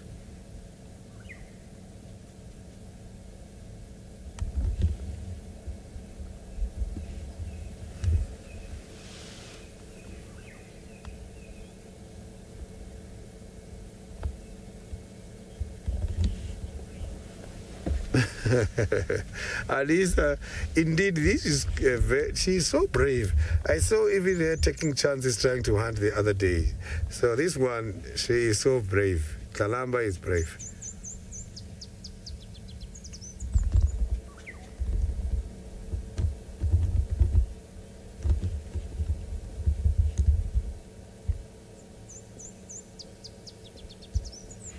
So I saw her trying to hunt the scrub hare the other day, and if she keep doing it with the scrub hares, she's going to be a very good hunter, because scrub hares can be so fast. If she can be able to catch one, she's getting there.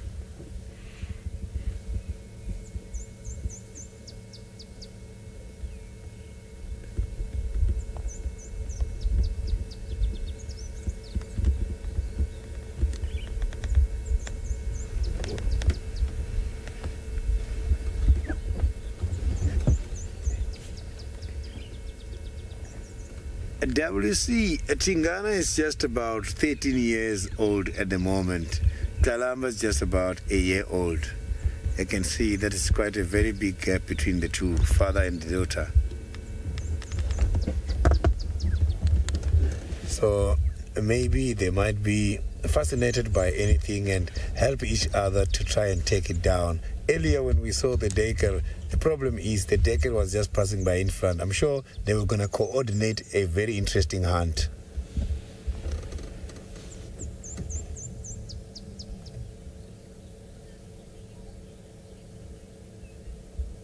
So now let's cross over to Patrick, who's got a bird.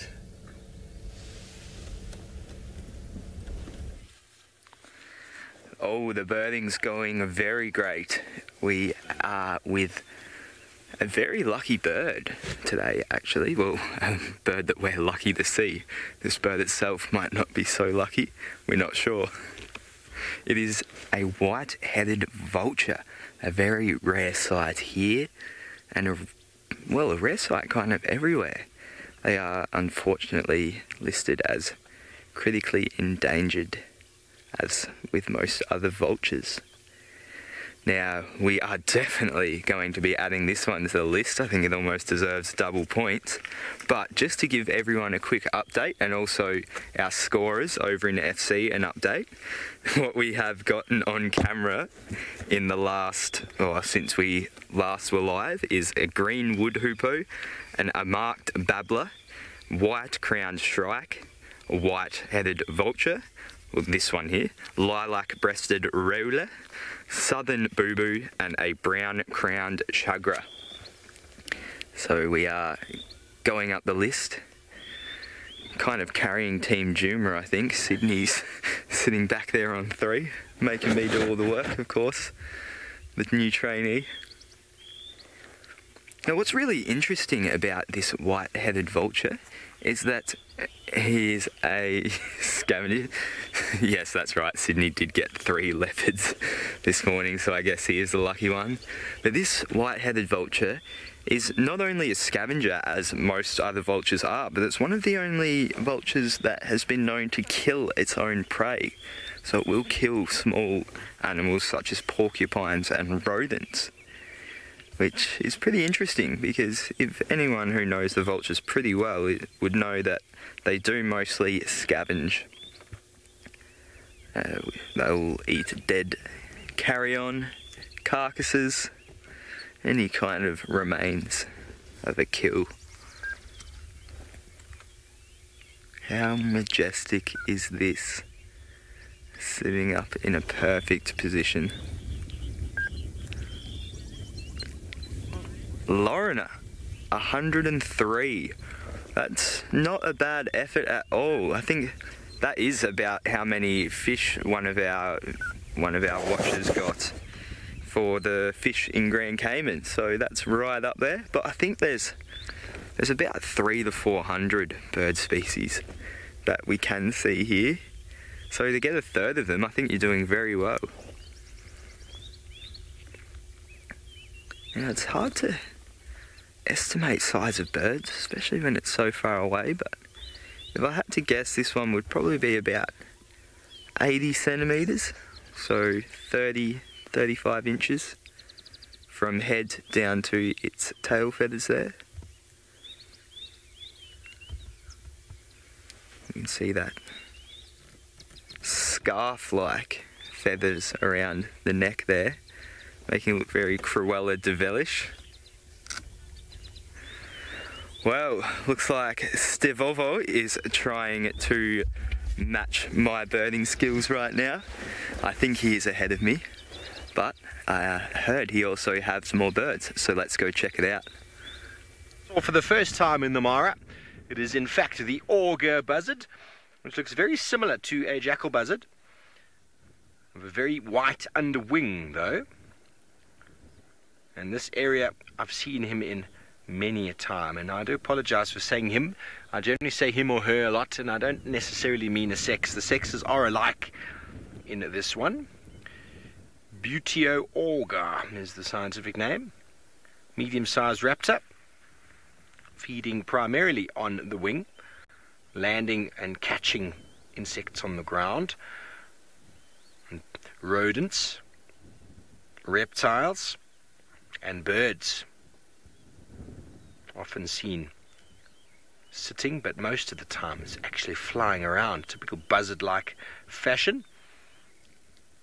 I'll show you a picture if you don't get him to move. He's got a very nice white chest, and the underwing is very, very white as well. Makes it quite easy to identify. But he's being a bit shy now. He's looking down on the ground to see if anything might be moving around. There's a time of plenty at the moment in the Mara. So before coming to him, obviously what a magnificent scene with Tlalamba and Tingana. We should have birding challenges more often, so that our attention is elsewhere and the leopards will just come out of the woodwork. Isn't that fantastic? So we've also had a couple other birds along the way, namely the red-capped lark. Here's a beautiful auger buzzard with a white chest. There he is. Sorry about my finger marks. Beautiful bird indeed. We had a red-capped lark. We had some wood hoopers that we weren't able to identify which one, but there are 3 species up here. The green, which is common down in South Africa, the violet-backed, which is only common on the western side of South Africa up into Namibia, and also black-billed wood hoopoo that we weren't able to really see them. They've disappeared into the trees, so we can't claim it. But very good. There we go. Auger buzzard, a nice special bird to see this morning. Very good. Well, maybe not as exciting for most of you as Tlalamba and Tingana, which I think is a fantastic thing. It just blows my mind. I think a little while ago, I can't remember how many months ago, that scene when Tlalamba just beat him just gave him a bop on the nose. It was quite funny. Paula, the trees are very green. Yes, that is a torchwood tree. The torchwood trees, the dominant torchwood trees here, which are pretty much all over the place here, and the shepherd's tree are all very, very good and well rooted, and there is lots of water underneath the ground here. So the trees up in the Mara, I don't think lose leaves. They don't need to. They don't go through the seasonality we find down in South Africa. It's why South Africa's got no chance in a birding challenge versus the Mara, because a lot of the birds don't leave. Whereas in South Africa now, without there being much rain, a lot of the migrants haven't returned or aren't really prolific, aren't moving around doing their thing, because there's not as much food availability. Whereas up here, well, the birds are just everywhere. So a good place to do birding if you like your birds. Lots of other things to do up here as well. There is, that thing we call the migration. A few people come here for that. I was very excited to come up here for the birds, and I've seen a number of different barbet species I've never seen before, which is really special. And talking about the hoopoes, I mean, just the 3 different wood hoopoo species, they're also cavity nesters like the starlings. So once again, facilitated living in these cavities by woodpeckers and barbets. So there are definitely trees around, all these little woodland coves on the side of the escarpment here. Lots and lots of trees there, and no doubt lots of hidey holes. All the oxpeckers as well are pretty closely related to starlings, and they also cavity hole nesting birds. Heard a great honey guide most of yesterday while I was at camp. They're also a hole nester. Well, they're a parasitic brooder actually. They parasitize on starling species. Not sure if they've got a specific one up here, but down in South Africa they choose red-winged starlings sometimes. Sometimes even, what else? I've forgotten off the top of my head. But anyway, a wonderful day out. We haven't managed to find any lions though. Sorry about that. We are trying still. We are still on the same sort of route. The awinos are probably hidden away here in the long grass. Lauren, well, I hope we've instilled some birding into you, because I mean, there's something very special about birding. It teaches you to look at the small things. A good pair of binoculars. For those of you who don't know much about binoculars, this is kind of the style you want to get. They're called roof prisms, where it's straight along. You don't want those old school ones that kind of move out at angles, because there's too many mirrors in them, and if you bump them, well, they don't work anymore. These are ideal, and you want to go on a ratio of about 1 to 5. So 10 by 42, 10 by 50, somewhere around there, 1 to 5 ratio. When you start getting a 10 to 60, 10 to 80, they get too heavy, and well, they don't work very well. There are many brands out there, and you don't have to spend thousands of dollars if you don't want to. There are some very, very expensive binoculars, and you can get pretty much a very similar sort of quality, well, maybe not quality, but viewing potential for a very affordable price. Okay, we're going to continue on here, checking all these little watering holes. Lovely springs coming through here, with the zebra coming down to drink. Oh, here we've got some more lapwings. Sorry, I got excited. A swarm of birds in the grass. While we just quickly have a look at our wattled lapwing nice and closely. After that, once Bongai's managed to frame him, just on the right there, Bongai's come out. There's one on the right. There we go. There they are, wattled lapwings, love the water areas. Well, while we move on, see what other birds we can find, let's go back over to David and see how his birding's getting along.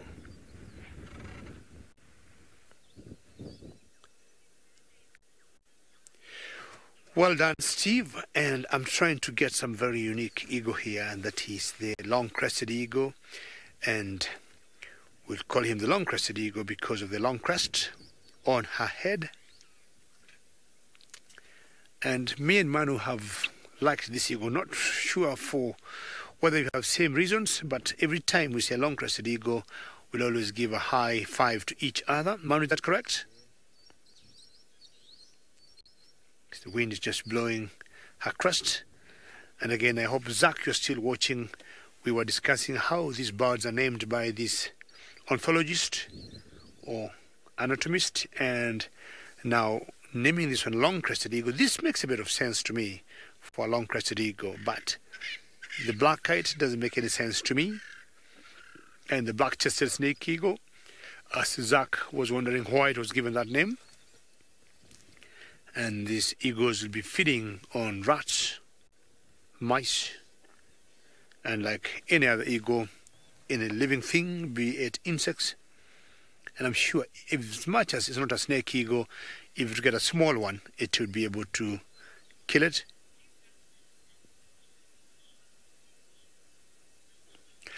Angela, if you look at this eagle very carefully, she got a beak that is very hooked.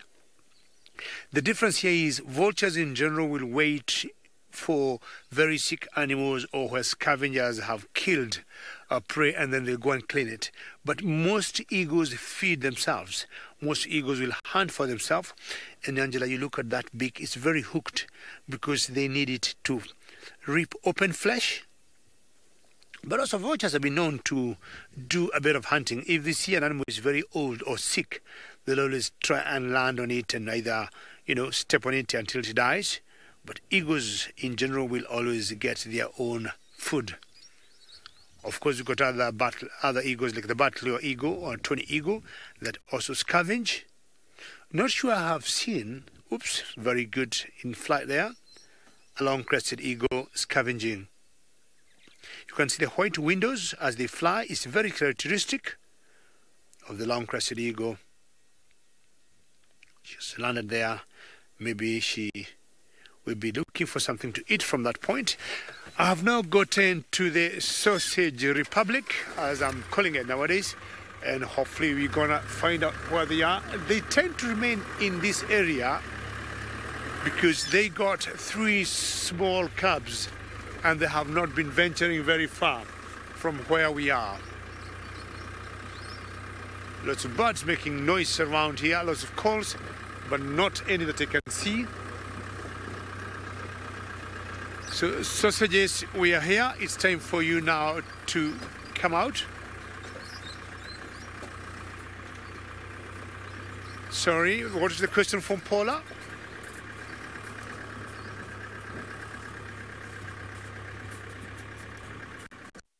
Oh, the parrots, Manu. Hang on.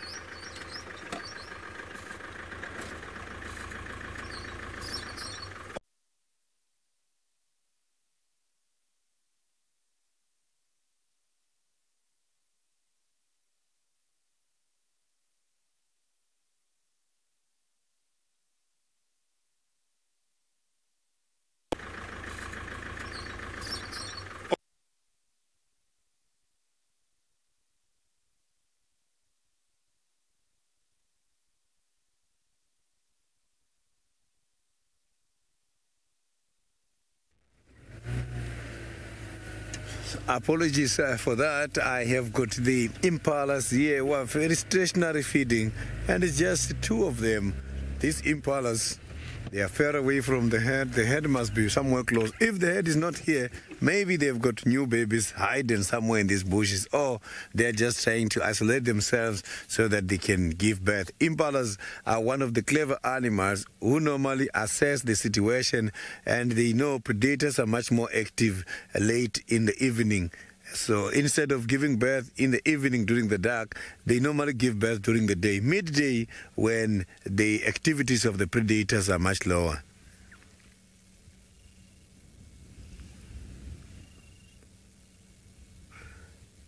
So you can see it's clear, the one we are seeing now on that side, that still she's pregnant. So when having babies, sometimes they hide babies and feed from a distance, which can also jeopardize the safety of the babies, because hyenas, as well as the jackals, they can easily access their little ones, their lambs.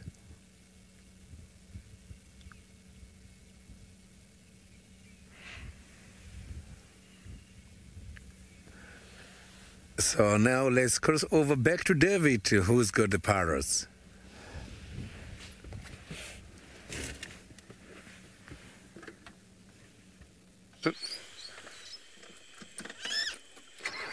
Well, my apologies, you lost me when I had gotten the most exciting parrots, and the brown parrots. They are still here because I can hear their call.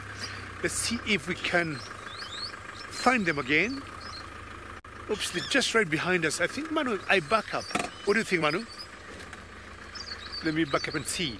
But these are brown parrots, and they make that noise like of hitting a nail. Keep coming. We can hear them very loudly, but we can't see them, and we could be in the wrong side of the light. What do you think, Manu? No good. Let's try the left side. Either they have a party here, we can either see them on the very top of the bush there. If you look on the very top, Manu, there, I don't know how far I can go. Tell me.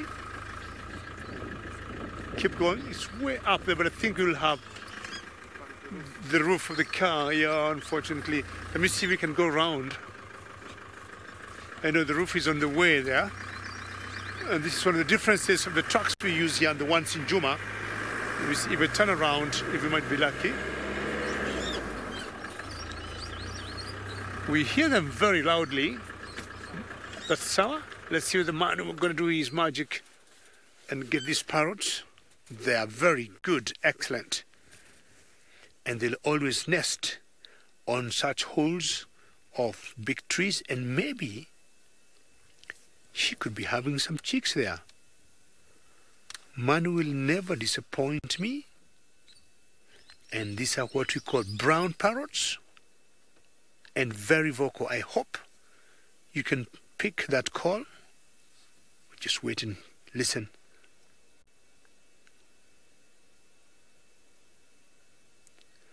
I'm so convinced she got some chicks there, or some eggs.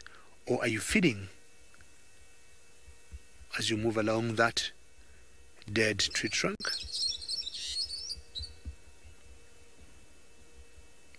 I hope you can hear that call.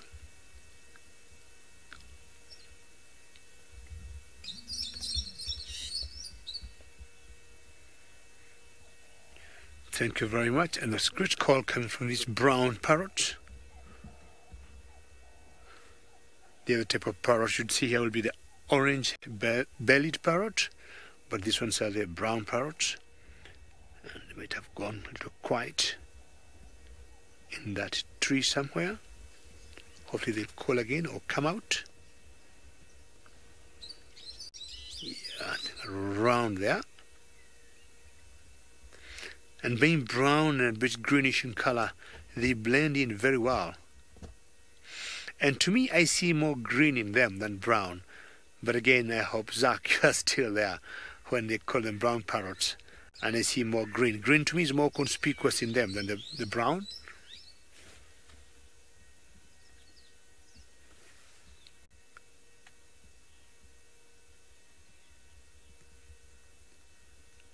And most likely they must have hidden themselves. But let's find out what Steve got as we move on to look for the sausages. Thanks, David. And we've got a very nice barbet here. As promised, we'd find you a barbet. This is an Usambiro barbet. And loves the woodland, loves being around these acacia-type areas. We've got a nice acacia little thicket here that is quite a common place. I thought I'd pop around here and see if we could find any barbets, and that was one that just popped out for us. How super exciting. One of many barbets that I'm sure.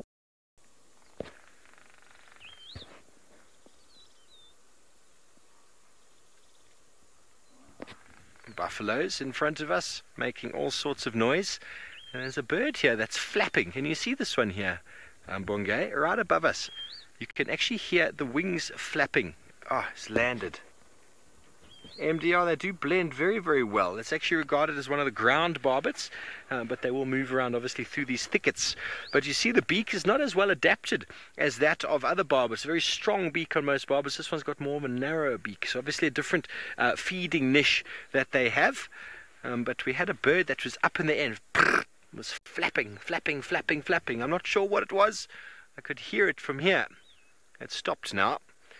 But in the road, right in front of us, is the yellow-throated longclaw. We didn't show you one earlier, but we were able to listen to one right in the middle of the road. There we go, in the middle of your frame now. Yellow-throated longclaw. Giving himself a bit of a scratch. You can hear them calling all over the place here. We had some red-billed oxpeckers just before as well, which were enjoying a ride on the back of a zebra's back.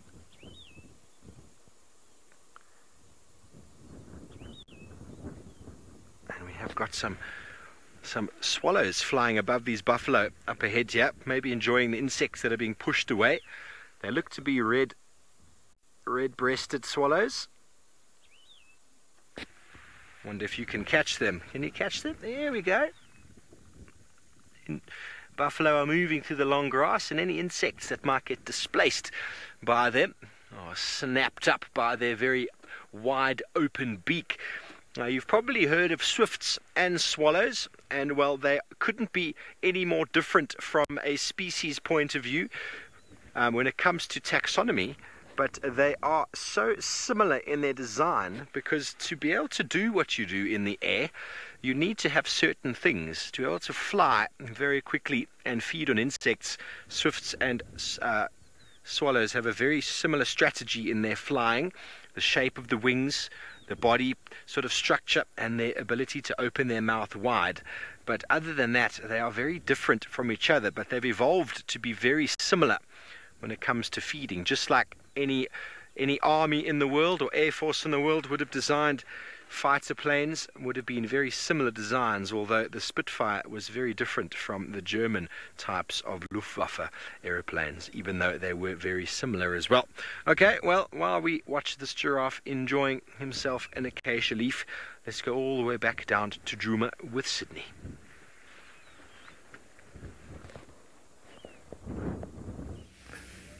I have got the guinea fowls at the moment who are feeding here on the ground. They were together feeding with the whoop whoop. It's just that the whoop whoop is gone already by now. So these guinea fowls, they are terrestrial dwellers. They stay on the ground. Yes, you can find them up in trees sometimes, but where they are laying their eggs is on the ground. So a group of guinea fowls like this, we call it a confusion of guinea fowls.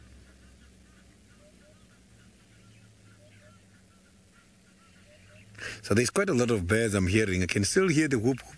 So I'm just going to pull further so that we can identify quite a lot of birds much more towards the dam side, the water hole here by the Chitwa Chitwa.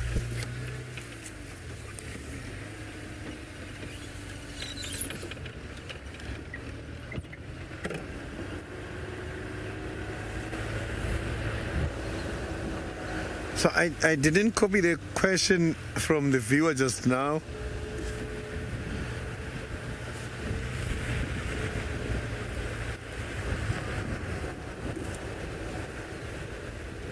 Lisa, the crows, I haven't seen the crows here, but I have seen the crows somewhere on the road outside the reserve, but I never saw them in here.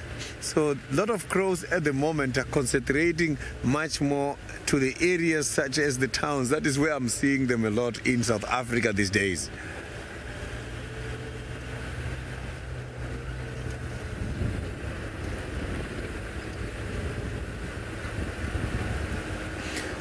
So now we are at Chitwa Chitwa as Tlalamba and Tingana got disappeared towards Chitwa Chitwa, and we lost that sighting.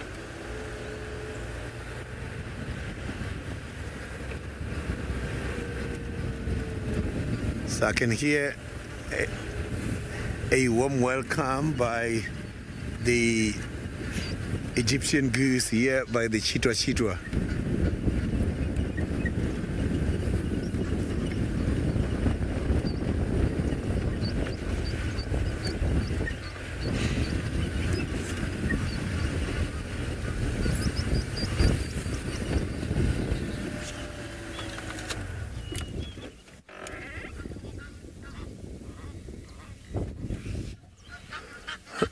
Yeah, here where I am at the moment, I am seeing. Oh, there's a fight here. There was a fight here right behind me. The Egyptian goose were fighting each other.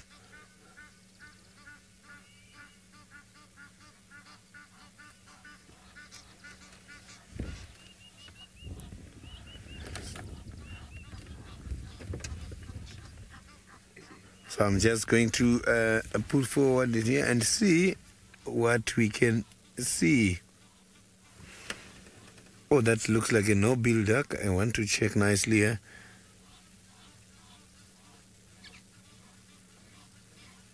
There's quite a lovely... for the first time I'm seeing them here.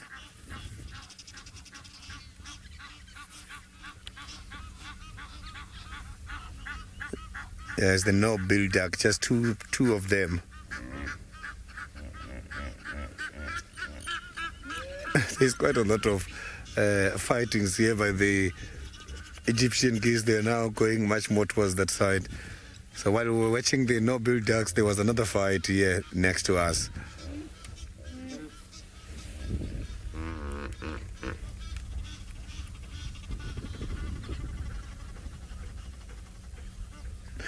Safari Sally, my favorite bird is the spotted eagle owl. The spotted eagle owl is my favorite bird. I like it too much. I love that bird.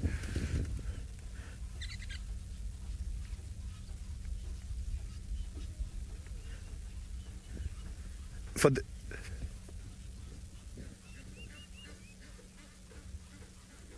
Lauren, I am not too sure what the purpose of the knob by the knob-billed duck is, but I have seen them a lot. I will have to investigate what exactly their purpose are.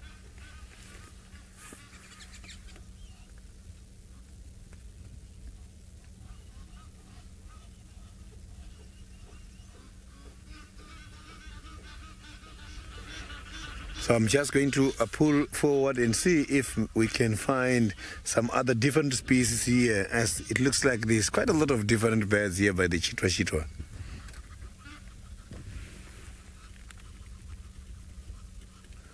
So now let's cross over to Steve, who's got another bird.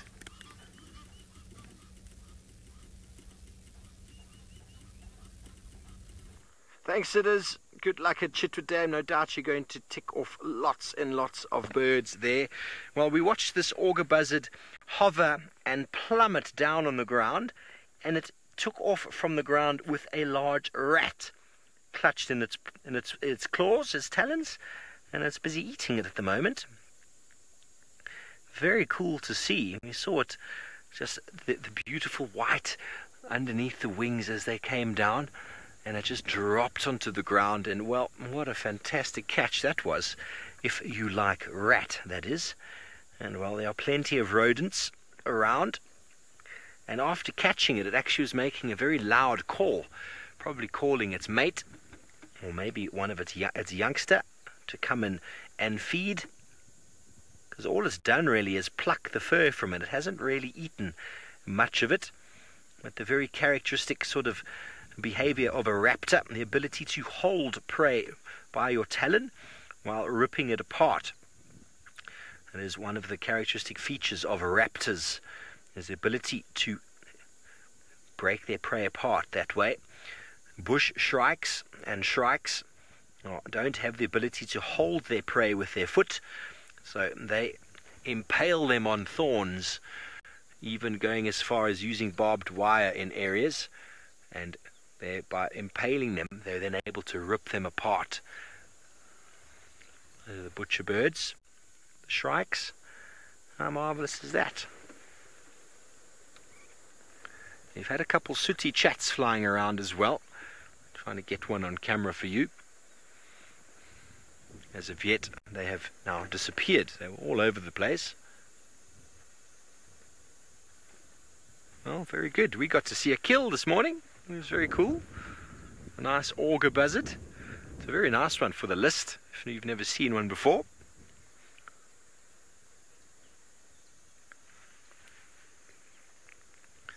But just spending a little bit of time. Oh, here we go. Right over here.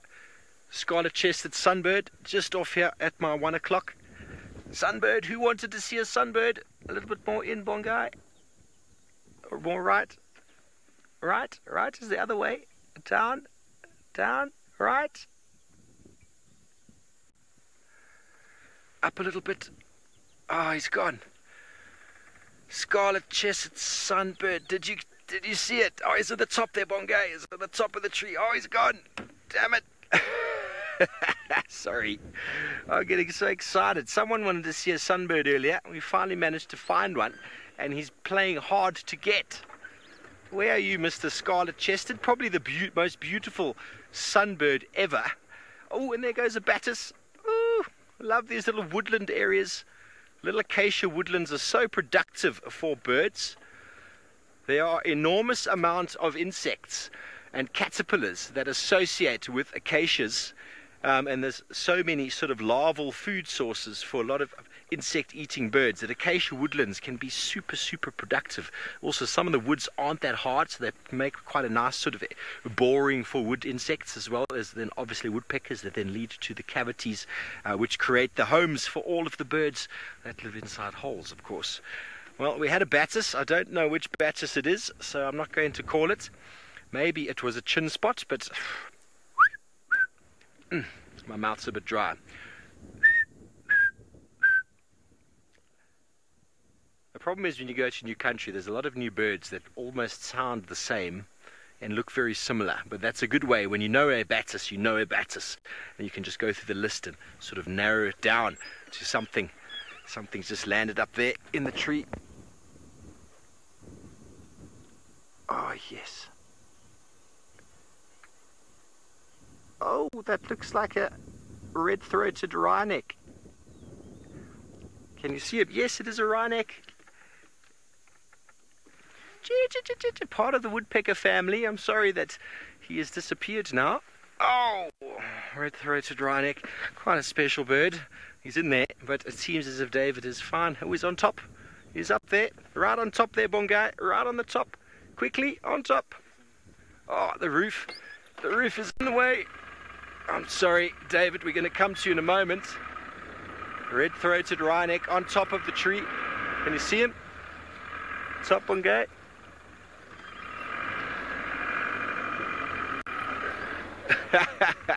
I've got to go in.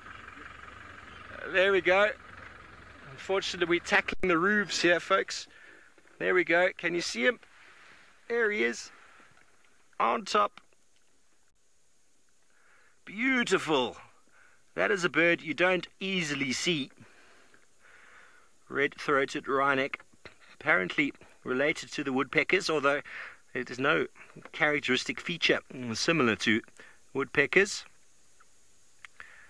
I got a woodpecker-like call, which is like a very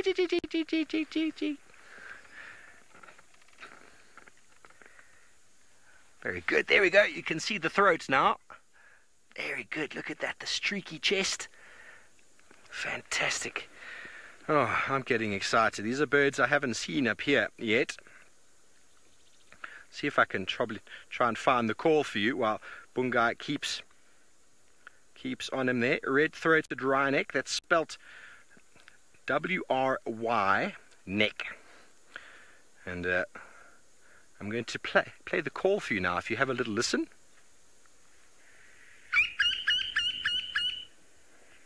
Very woodpecker-like call, isn't it? Very woodpecker-like call.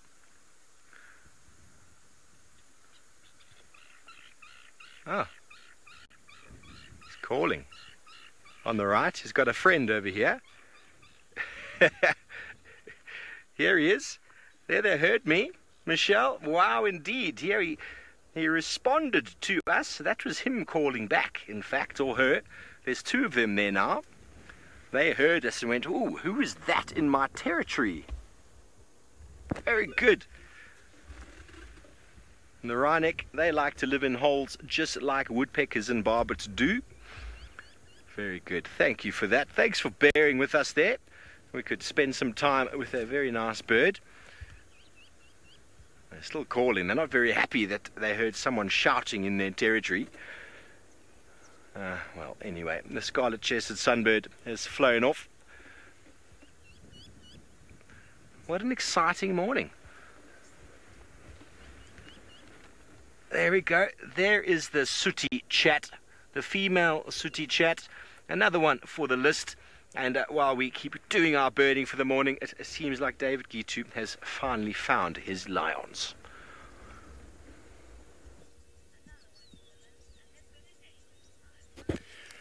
Very well done, Steve Ovo, to see such a rare bird. The redneck wrennecks are very rare to spot. And especially, excuse me, especially here in the Mara, you have done very, very well.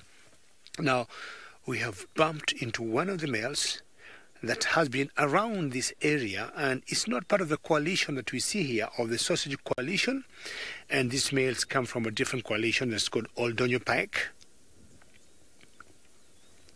And for a couple of weeks now, we have seen him hanging around with the sausages. And this gives me some very good hope that he'll see or will find the females with their young cubs.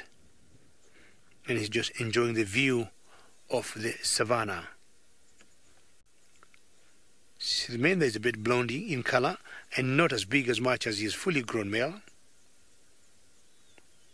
He has another brother who have the same size of mane but much darker. And you see how the wind is blowing the mane.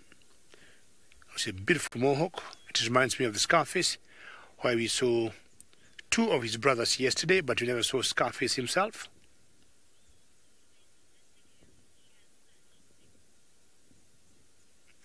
Lina girl, you say he has just huge paws, and when they do not get the females around close to them for hunting, lady girl, they hunt for themselves. And what they do, they tend to wait for the prey to come so close to them, because they can't do very good ambush like the females, and they give it such a big whack. And little girl, you don't want to get whacked by a fully grown male lion like this, because it's equivalent to about 300 pounds of weight on your head. And then definitely the prey comes down, and then they jump on it, and they strangle and they block the airways, and that's how they make the kill. Others, in general, they tend to rely on the females for their food. Good morning, sir. You have such a beautiful face.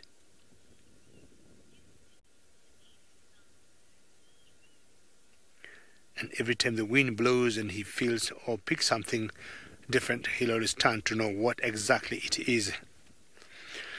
I think Sydney is still on the trail and finding out how his birding is doing at Chitwa Dam.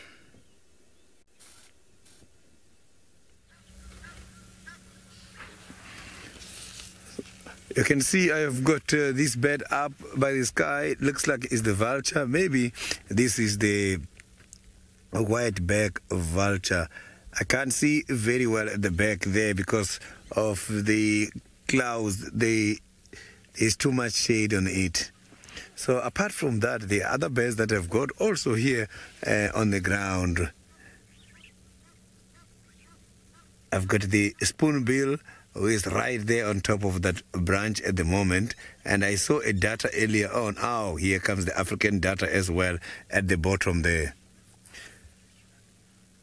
And this side where I am, I do have some of the swallows. And these swallows, I can't see them very well clearly. Maybe you can help me with the identification of that.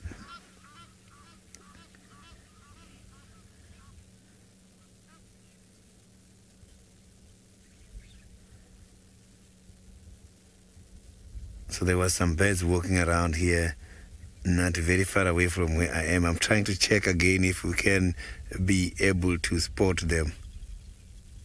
Oh, here comes the blacksmith plover. Also, they like to reside next to the dams or the water holes. There's different plovers I have seen here. So one of the plovers just got disappeared.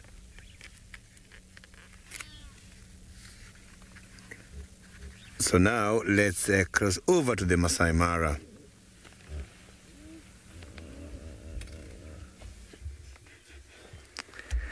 Welcome back to the western fringes of the Kruger National Park here in Juma, where we have found a ground scraper thrush.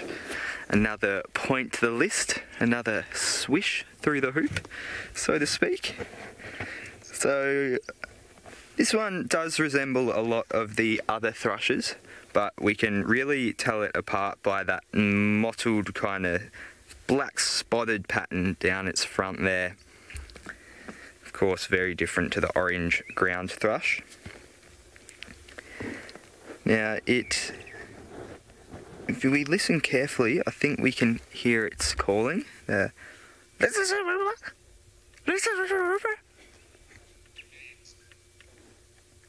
we get that?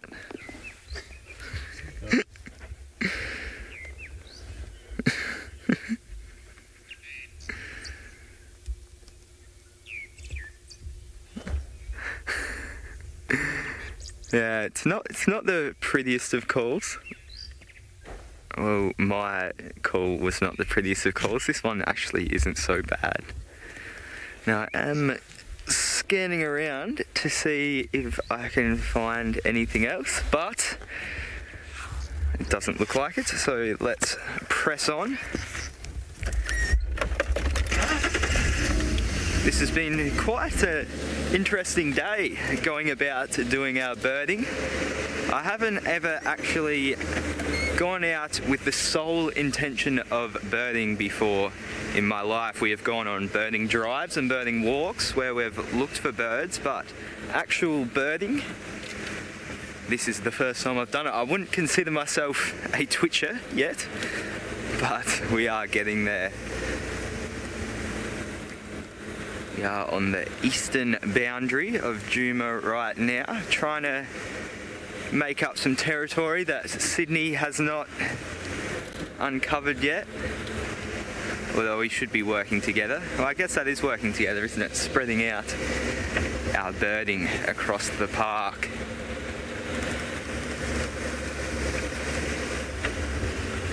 Thank you, Paula.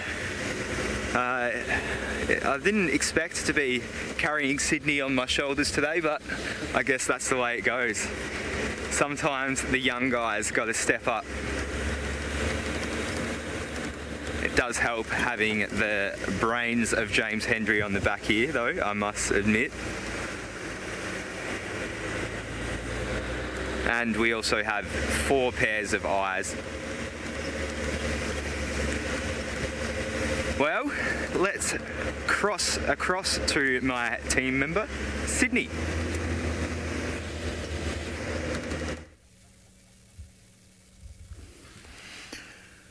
So look at that, I've got one of the birds sleeping at the moment. This is the water decock. You can see it's time for the water decock to rest as they're active much more during the night. And I've got another species that I'm seeing from here.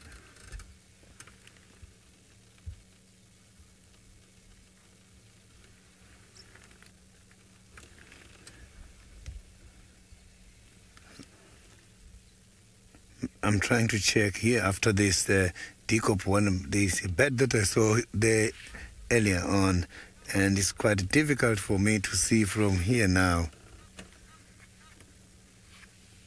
Oh, look at the plover there.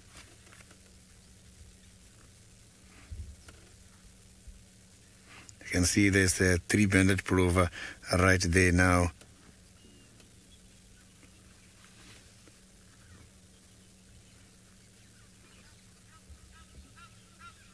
Oh, looks like a common ringed plover, not the 3-banded. I can see now nice and clear. So there is also another bird very far away from here that I saw, which is different from what we have seen earlier, much more similar. The spare-winged, you can see the spare-winged geese there. And it's just one of this type I have seen.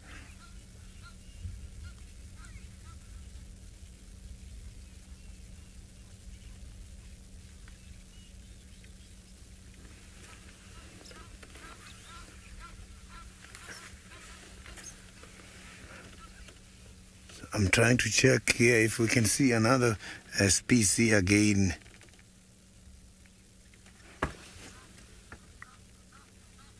Oh, we've got one up by the sky.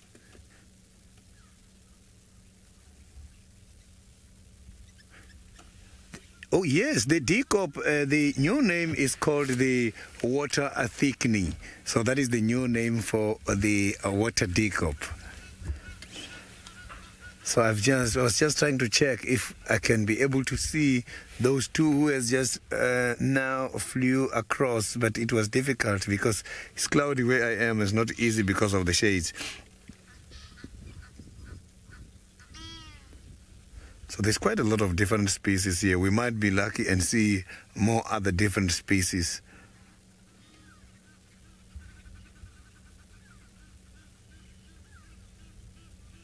So you can see that the birds, they are much more attracted by the water. So because here we are at the water hole, there's quite a lot of different species coming to drink, and some, they stay here.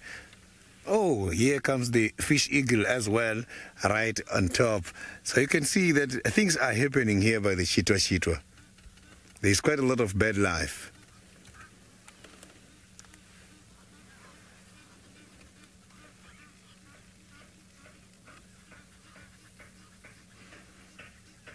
So I'm trying to check here to see if we're going to spot anything somewhere by this side, but I can see that all we have seen is what is around here.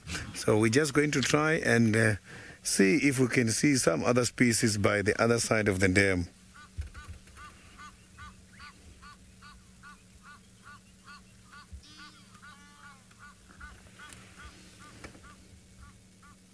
Oh, we have got the pied kingfisher. You can see there is just waiting for an opportunity to do some fishing.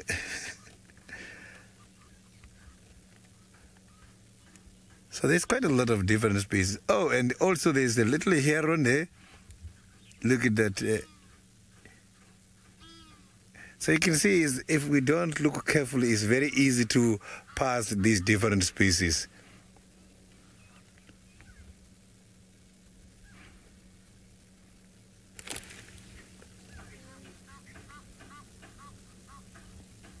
So you see we've got 3 there at the same place.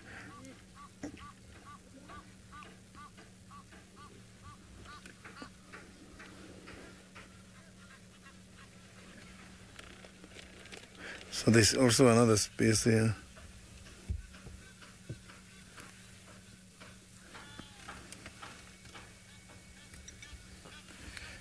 So I think I am losing the comms here from the FC.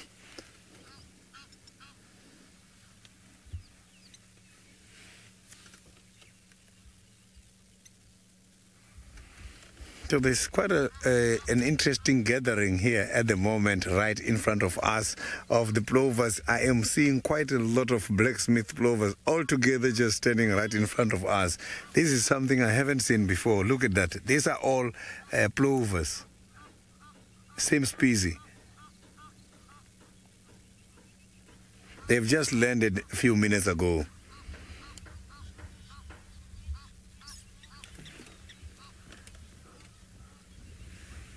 We've got another species now flying across.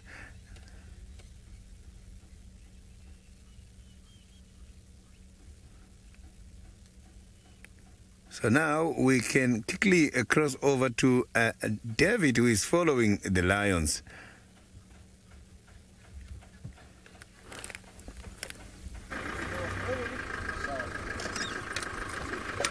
Well, I've been able to catch up now with one male that we saw earlier. He just rose up and he walked, and We thought he's going for a hunt, but not actually hunting. And there he is, slowly and surely coming up. Man, my apologies there. My foot was on the brake.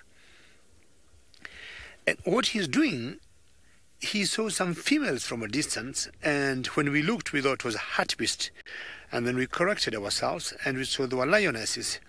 And these are the sausage tree lions. And there he marked his territory. And to the right, we are showing you these. Is it 3 of the girls of the sausages?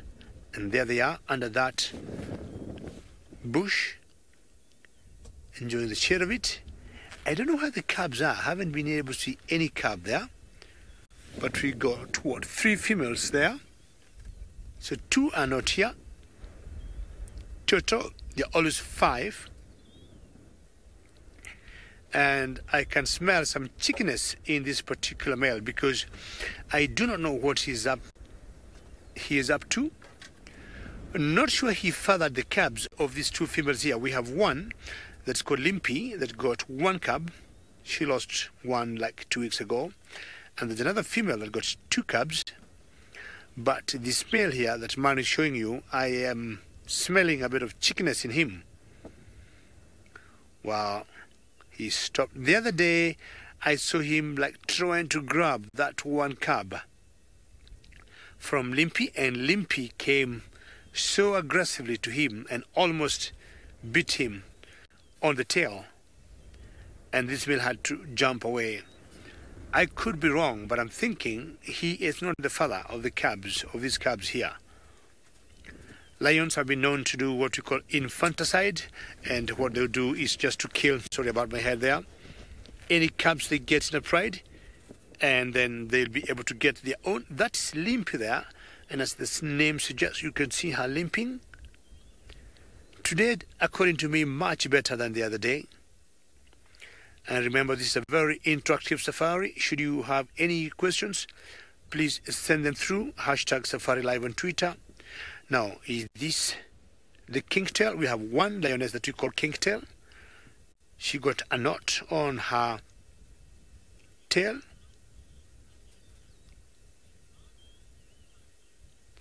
Francesca, you say drama. Yes, this could be drama here. And we're waiting to see what will happen.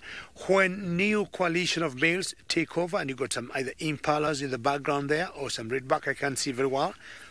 But when new males take over a pride and they find some young cubs, they tend to go for them and they kill them just to make sure they sire their own gene. So these are 3 of the sausages, and the male is coming closely, and they just woke up and left. And as I said earlier, I can smell some chickiness in this smell. I am not trusting him. I am not trusting him completely, and these females do not want anything to do with him. Well, takeovers in coalitions are done either by 2, 3, 4 lions, not 1, but I think he's just too ambitious.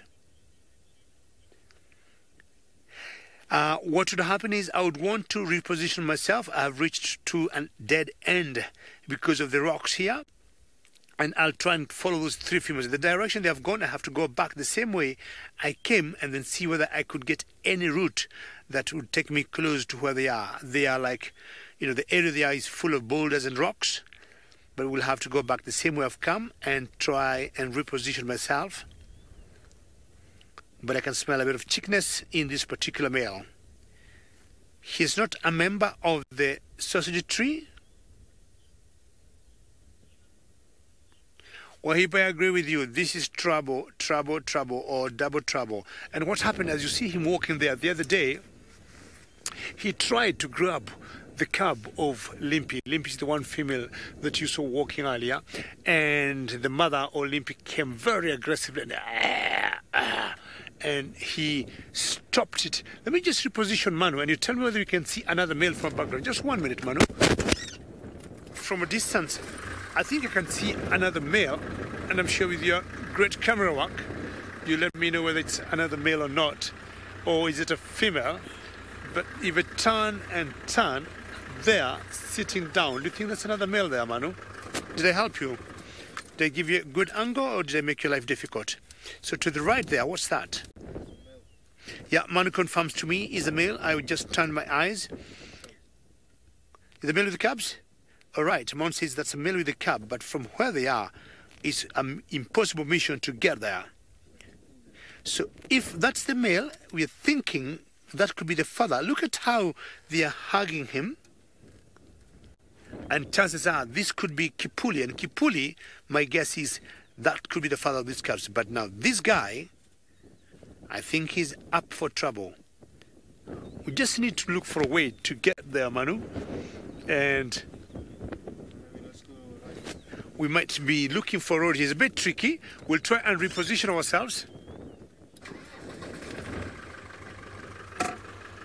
So let's very slowly and surely back up.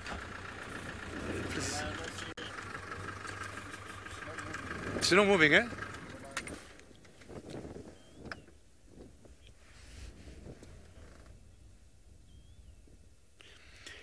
Indigo Girl, I agree with you. Kipuli, we know him. We know what Kipuli is made of. He's one of the most fierce males around here, and we saw him like 2 months ago when he did some quick work on some 2 other males, nomadic males that tried to venture in his ground. Lions are very defensive of their territories. Indigo Girl, keep an eye. I just want to turn around and see whether at least we can move any distance. And let's first look at that male where he's going, Manu, because there's one lioness, as you say, that is not moving. Look at her. I'm not sure there's going to be a standoff. It's quite a distance from where we are. She is up. Do you look familiar?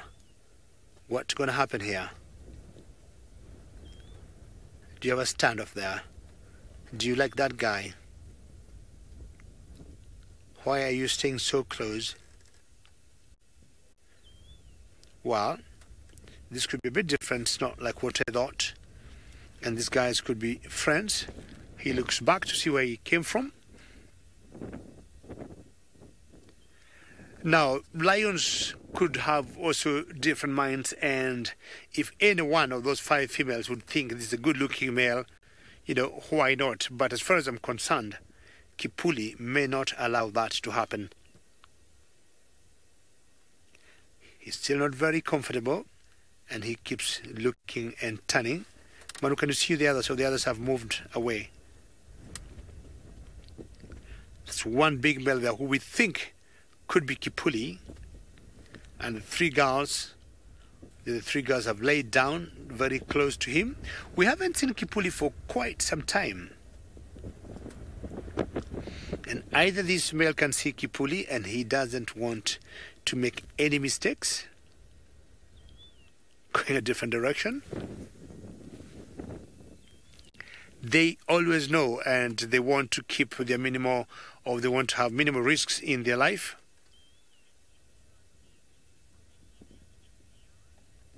India, I think this could be the same one. I'm guessing this could be the same one. And why go the other way? Turn around. The female came so close to you and you're just ignoring her. She's just laying down on the ground and she's looking at him. We'll see how the dynamics here will play out. But what I know, I remember last time I saw Kipuli, we had 2 nomadic males that came in his territory, and I would think he's a very smart male. He dealt with one in the morning, and then he had a very big rest, and once he re-energized in the afternoon, he dealt with the other male, and all of them were gone, and he remained just manning and reigning in his territory. I don't know what might happen today. This one particular male belongs to the Oldonyo Paek coalition. It's not part of the sausage tree. Just sitting on needles, wondering what is, because when lions go for each other, it's always sometimes fatal, or you end up, losing an eye or a tooth, because they use their claws, they use their teeth in the fight. And Manu, do you want us to believe this is Kipuli? Yeah, that's Limpy, but the other male. Yeah, Limpy still walks. What we need to do is just maybe to look for a way either to make a very good or huge loop, very huge loop, and see where they're going and see how close we can go to them. This place is full of boulders and rocks. Manu just pan out and show these rocks here. Would not want to damage the car, and almost impossible even to get to that male there where he is. So I think the best bet is to go back the same way we came and try to look for a way to get close to either Kipuli and the other three girls. Because this one, he is like either flexing his muscles and thinking or trying to excite this female here. You can see the female just watching him, and I see him doing a lot of nothing, walking around. I'm not sure he's looking for anything on the ground there.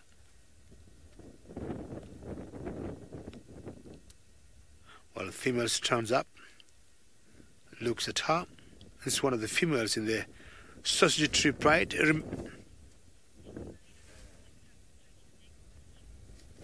Well, I got a feeling, this great comment, that if this one particular male will get the cubs, chances are he might eat them. But either this one particular female is playing him, and like, stay there, don't come so close, or I'm going to alert the others, because now she is turning away to follow the rest of the pride.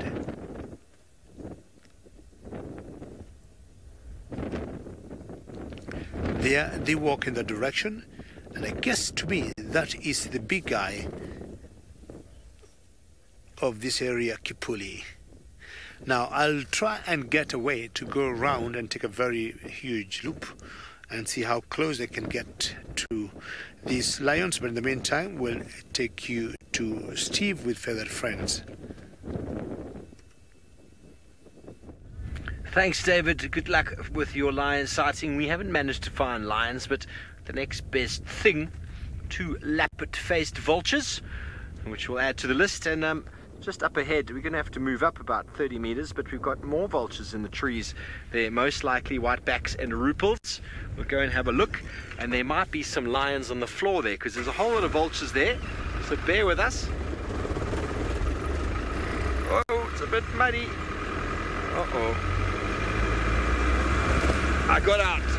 Oh, the side of these little roads is very, very wet, but the shape of the road designed to camber and to get the water off for exactly that purpose. But just up ahead here, got a number of vultures in the tree, and very likely we'll at least get the rupels white-backed, and there might even be a hooded. If there's a hooded vulture, there's a good chance there's some meat on the floor. I've been scanning, but I haven't been able to see anything on the floor from where we were before. But when you see these vultures, you'll see they're all facing in the same direction, which is the wind is coming from that way. You can probably hear it in my microphone as we speak. Very loud, very windy.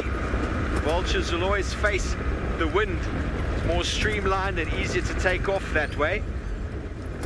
Okay, there we go. One guy. There's one on our right-hand side, and then a few more a little bit further up. And see if we can spot them. This guy here, to me by the size, looks to be a Rupel's vulture, and is indeed.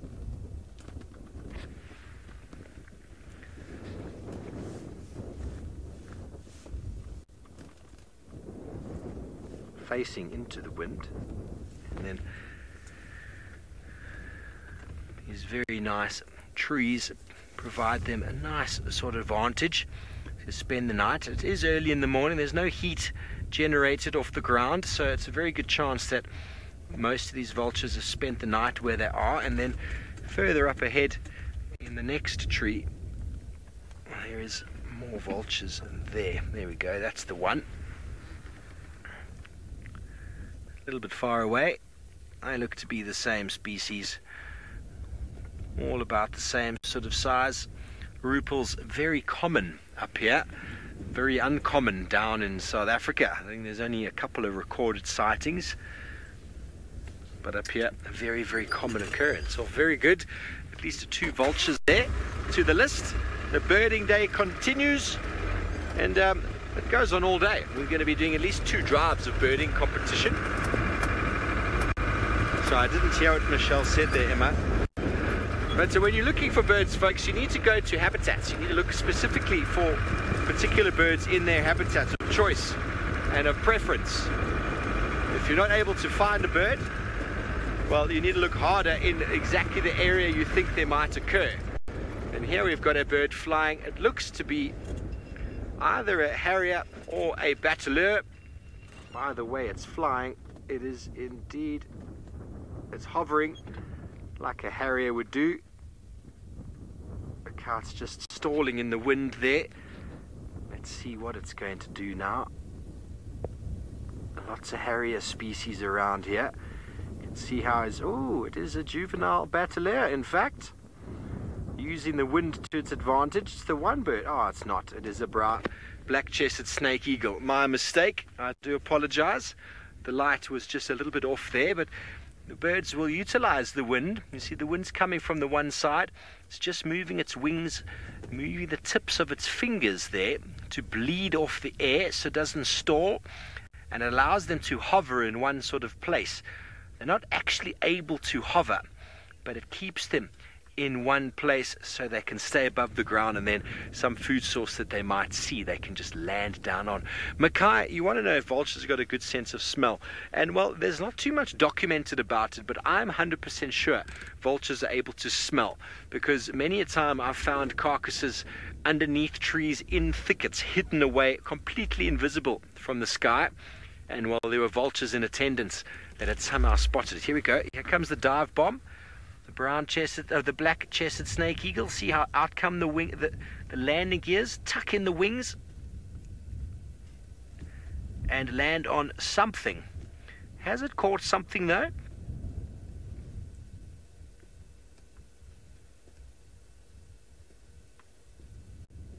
Not sure. He's being a bit shy.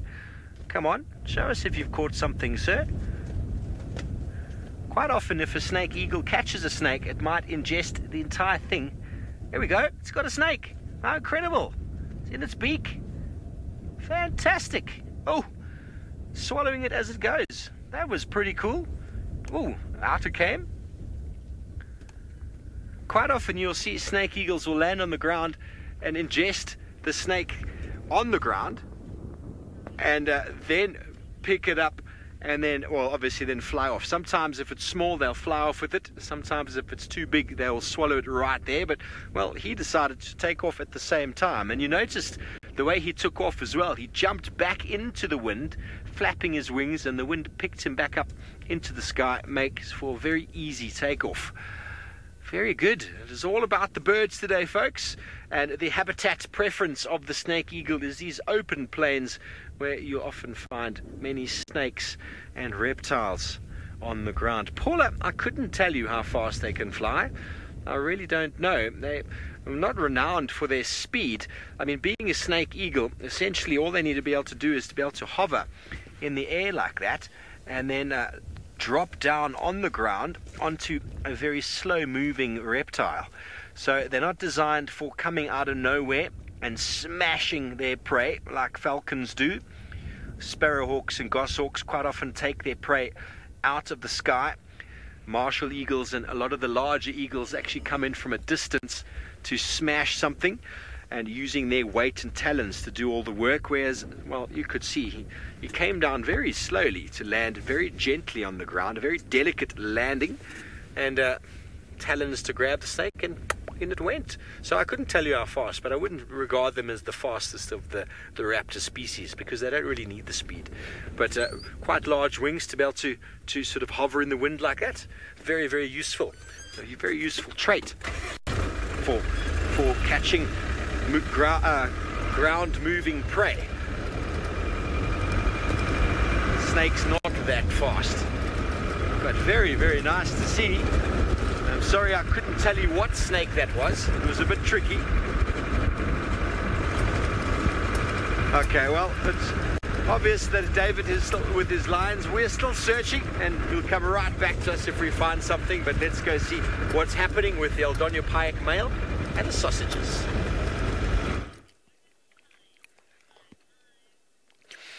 finally, the Sausage Republic, here they are. And one of the cubs strengthening his teeth. And I'm saying his teeth because we have now been able to establish 100%. The 3 cubs in this pride, they are all males. And that's orange leafed croton bush. He was trying to bite, and the rest of them are under the same bushes. For those who have never joined us before, this is the Sausage Tree Pride of Lions. 5 females, 3 cubs. That's one of the cubs we think now going to 12 weeks old. Maybe 3 months now. And as it warms up, it's very normal for cats to look for shade. And I got a feeling they might spend the whole day here. The 2 males have stopped to come, and I think we had to correct ourselves, me and Manu. The one big male we saw from a distance, we happened to get a little close to him, and we found out it is, or he was not Kipuli. He's a brother to that one we saw that come from a coalition that they called the Old Ndonyo Pike. And the last we saw him was trying to walk. There he is. But now going in a different direction. Not sure. I don't know what he's been looking on the ground, or he's following some scent or tracks of something. Maybe of Kipuli. To be sure before maybe he commits himself, him and the other male, to these cubs. What would happen? He has to be very careful. Kipuli is known for what he is capable of doing. Remember, should you have any questions, hashtag SafariLive on Twitter, or any comments,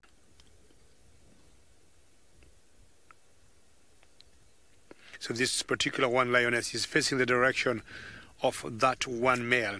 Not sure they're very comfortable with one, the first one that we saw, but it seemed they were happy or comfortable with the second male, but not the very first one.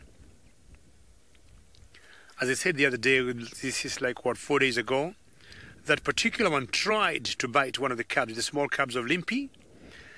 Limpy is one of the females in this pride, and Limpy was very mad. She just shot and jumped and tried to bite his tail, and the male had to growl and move away from the cub and the mother.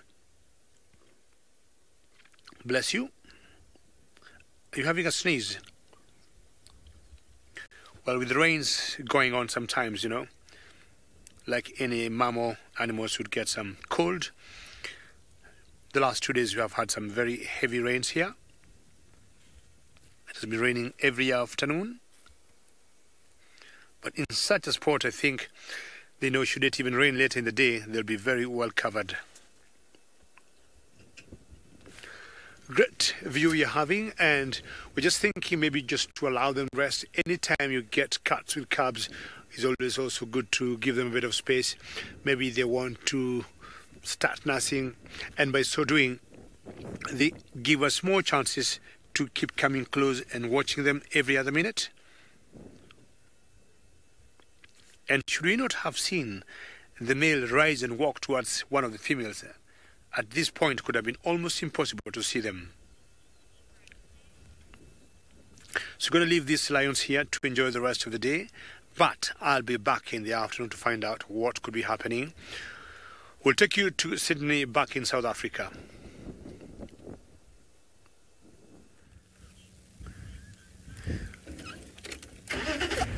I've got a very lovely small bird here, and his bird just jumped off now to this side. It was the blue waxbill. It's just right here behind this termite mound. You will see it just now. So there's waxbill next to the road, right here where we are. There's the waxbill there. So that waxbill decided to fly. It's right on that branch there.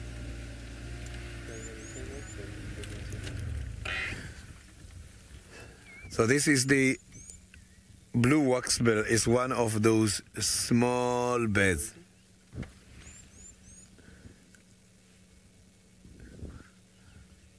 So it's right here. Can you see it? If you go under this curved branch of this dead, it's quite very difficult for us to show you the waxbill. I'm just gonna try and move forward a little bit so that the camera operator maybe might be able to spot it.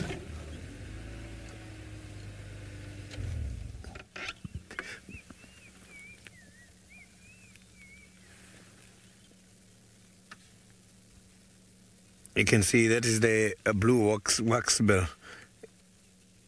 It's now doing some grooming. So it's a lovely bird. It's beautiful, nice, and oh, it's gone now.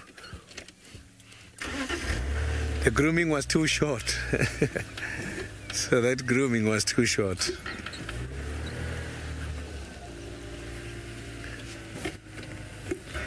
So we're just around the treehouse dam here, which is one of those dams who are dry at the moment.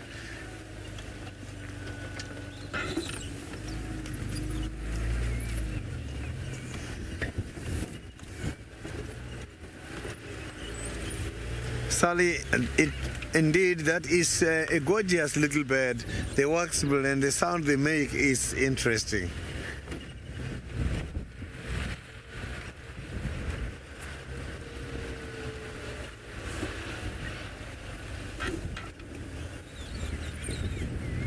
So now I'm checking on the ground. Cool. It is a lovely bird, and they like to nest very close to the ground, not very far. That is where they put their nest. Oh, these weavers, beautiful weavers. Just look at the weavers there. The musk weavers. There's quite a few of them. You can even hear them calling here.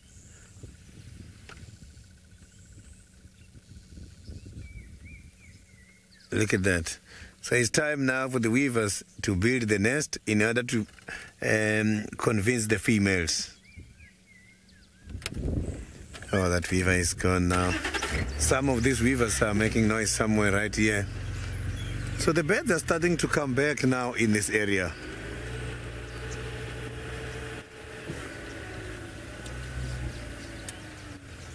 We are now both in 34. That is good to hear. Now it means I am going to work hard. We are going to beat Mara this morning. Oh, I saw another bird. Look at that bird there. That bird is going too fast. I saw it was right here. Yeah, you can see in the middle there. Have you seen it? Ew, it's in the middle right there now.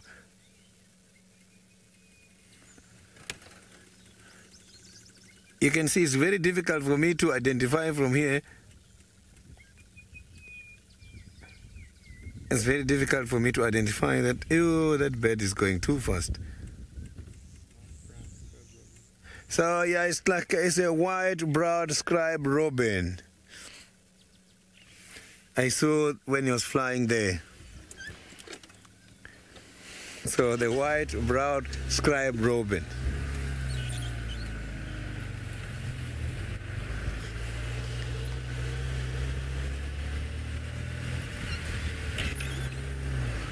So now we are coming now, and we are going to overtake Mara. I'm sure we are already gone 34.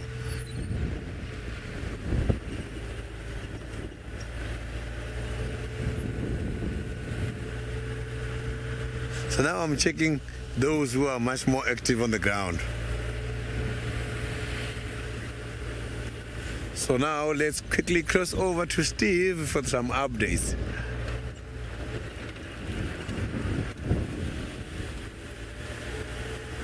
Thanks, sitters. Well, we've had a couple of birds off air and we haven't been able to show you. Obviously, lilac-breasted roll is having a little bit of a boxing match over, once again, cavity nests in trees, which are created by the woodpeckers, which is always awesome to see how all these other birds accumulate here due to the fact of certain sort of key species that create the habitat. And then we also had a female pallid harrier that flew past, but in this wind, well, very hard to capture. They're moving very fast, using the wind to their advantage. to catch anything on the ground, much faster than the snake eagle that's hovering. Pallet harriers are moving very, very quickly.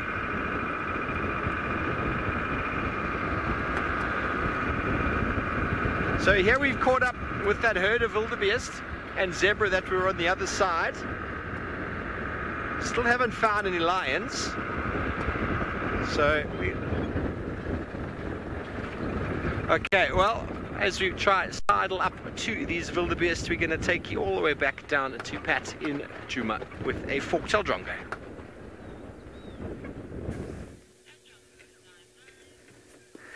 Oh, and it's the dying seconds of the game, and in comes Fitzgerald to score points in the last few minutes. That's right, I have got myself a fork-tailed drongo to add to the list. Not to be confused with the black-tail flycatcher. This one does have a bit more of a forked tail, but they are very similar. Sitting up upon a dead branch across the river from us.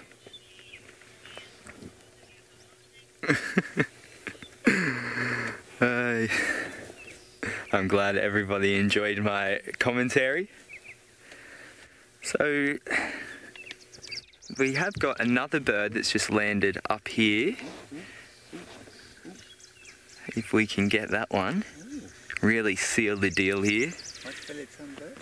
It is a white-bellied sunbird, it looks like we have here.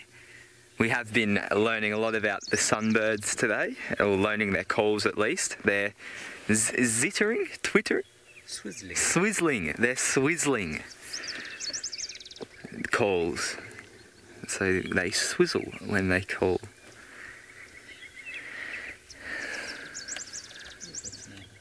Now,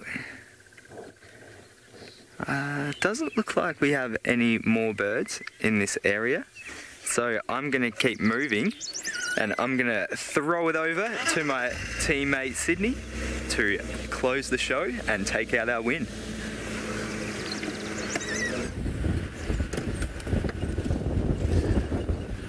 So we have just lost the black-collared barbet. It was a very beautiful bird just now, and I am very sure that the Djuma is leading now at 37 against the Masai Mara, which is now on 34. It has been a lovely sport exercise this morning.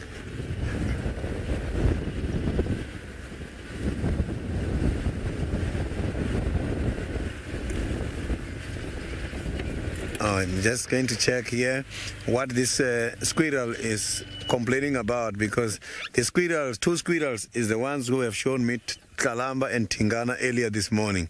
So here I want to see what this one is complaining about.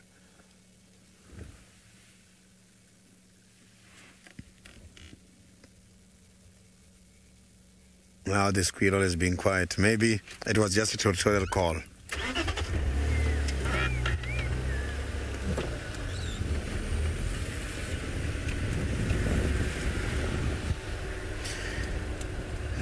The big bedding day is not going to end now. We are still going to carry on this afternoon and see who is going to win this competition between us and the Masai Mara.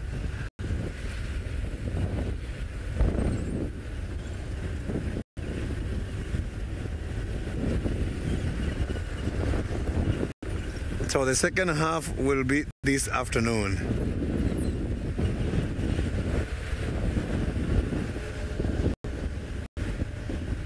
So I'm trying to check here to see if I can still find more birds before we close.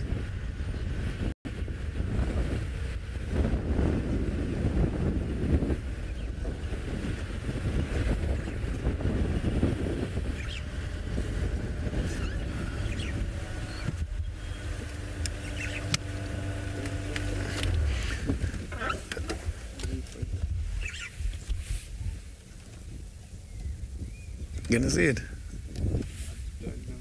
Yeah, in this tree.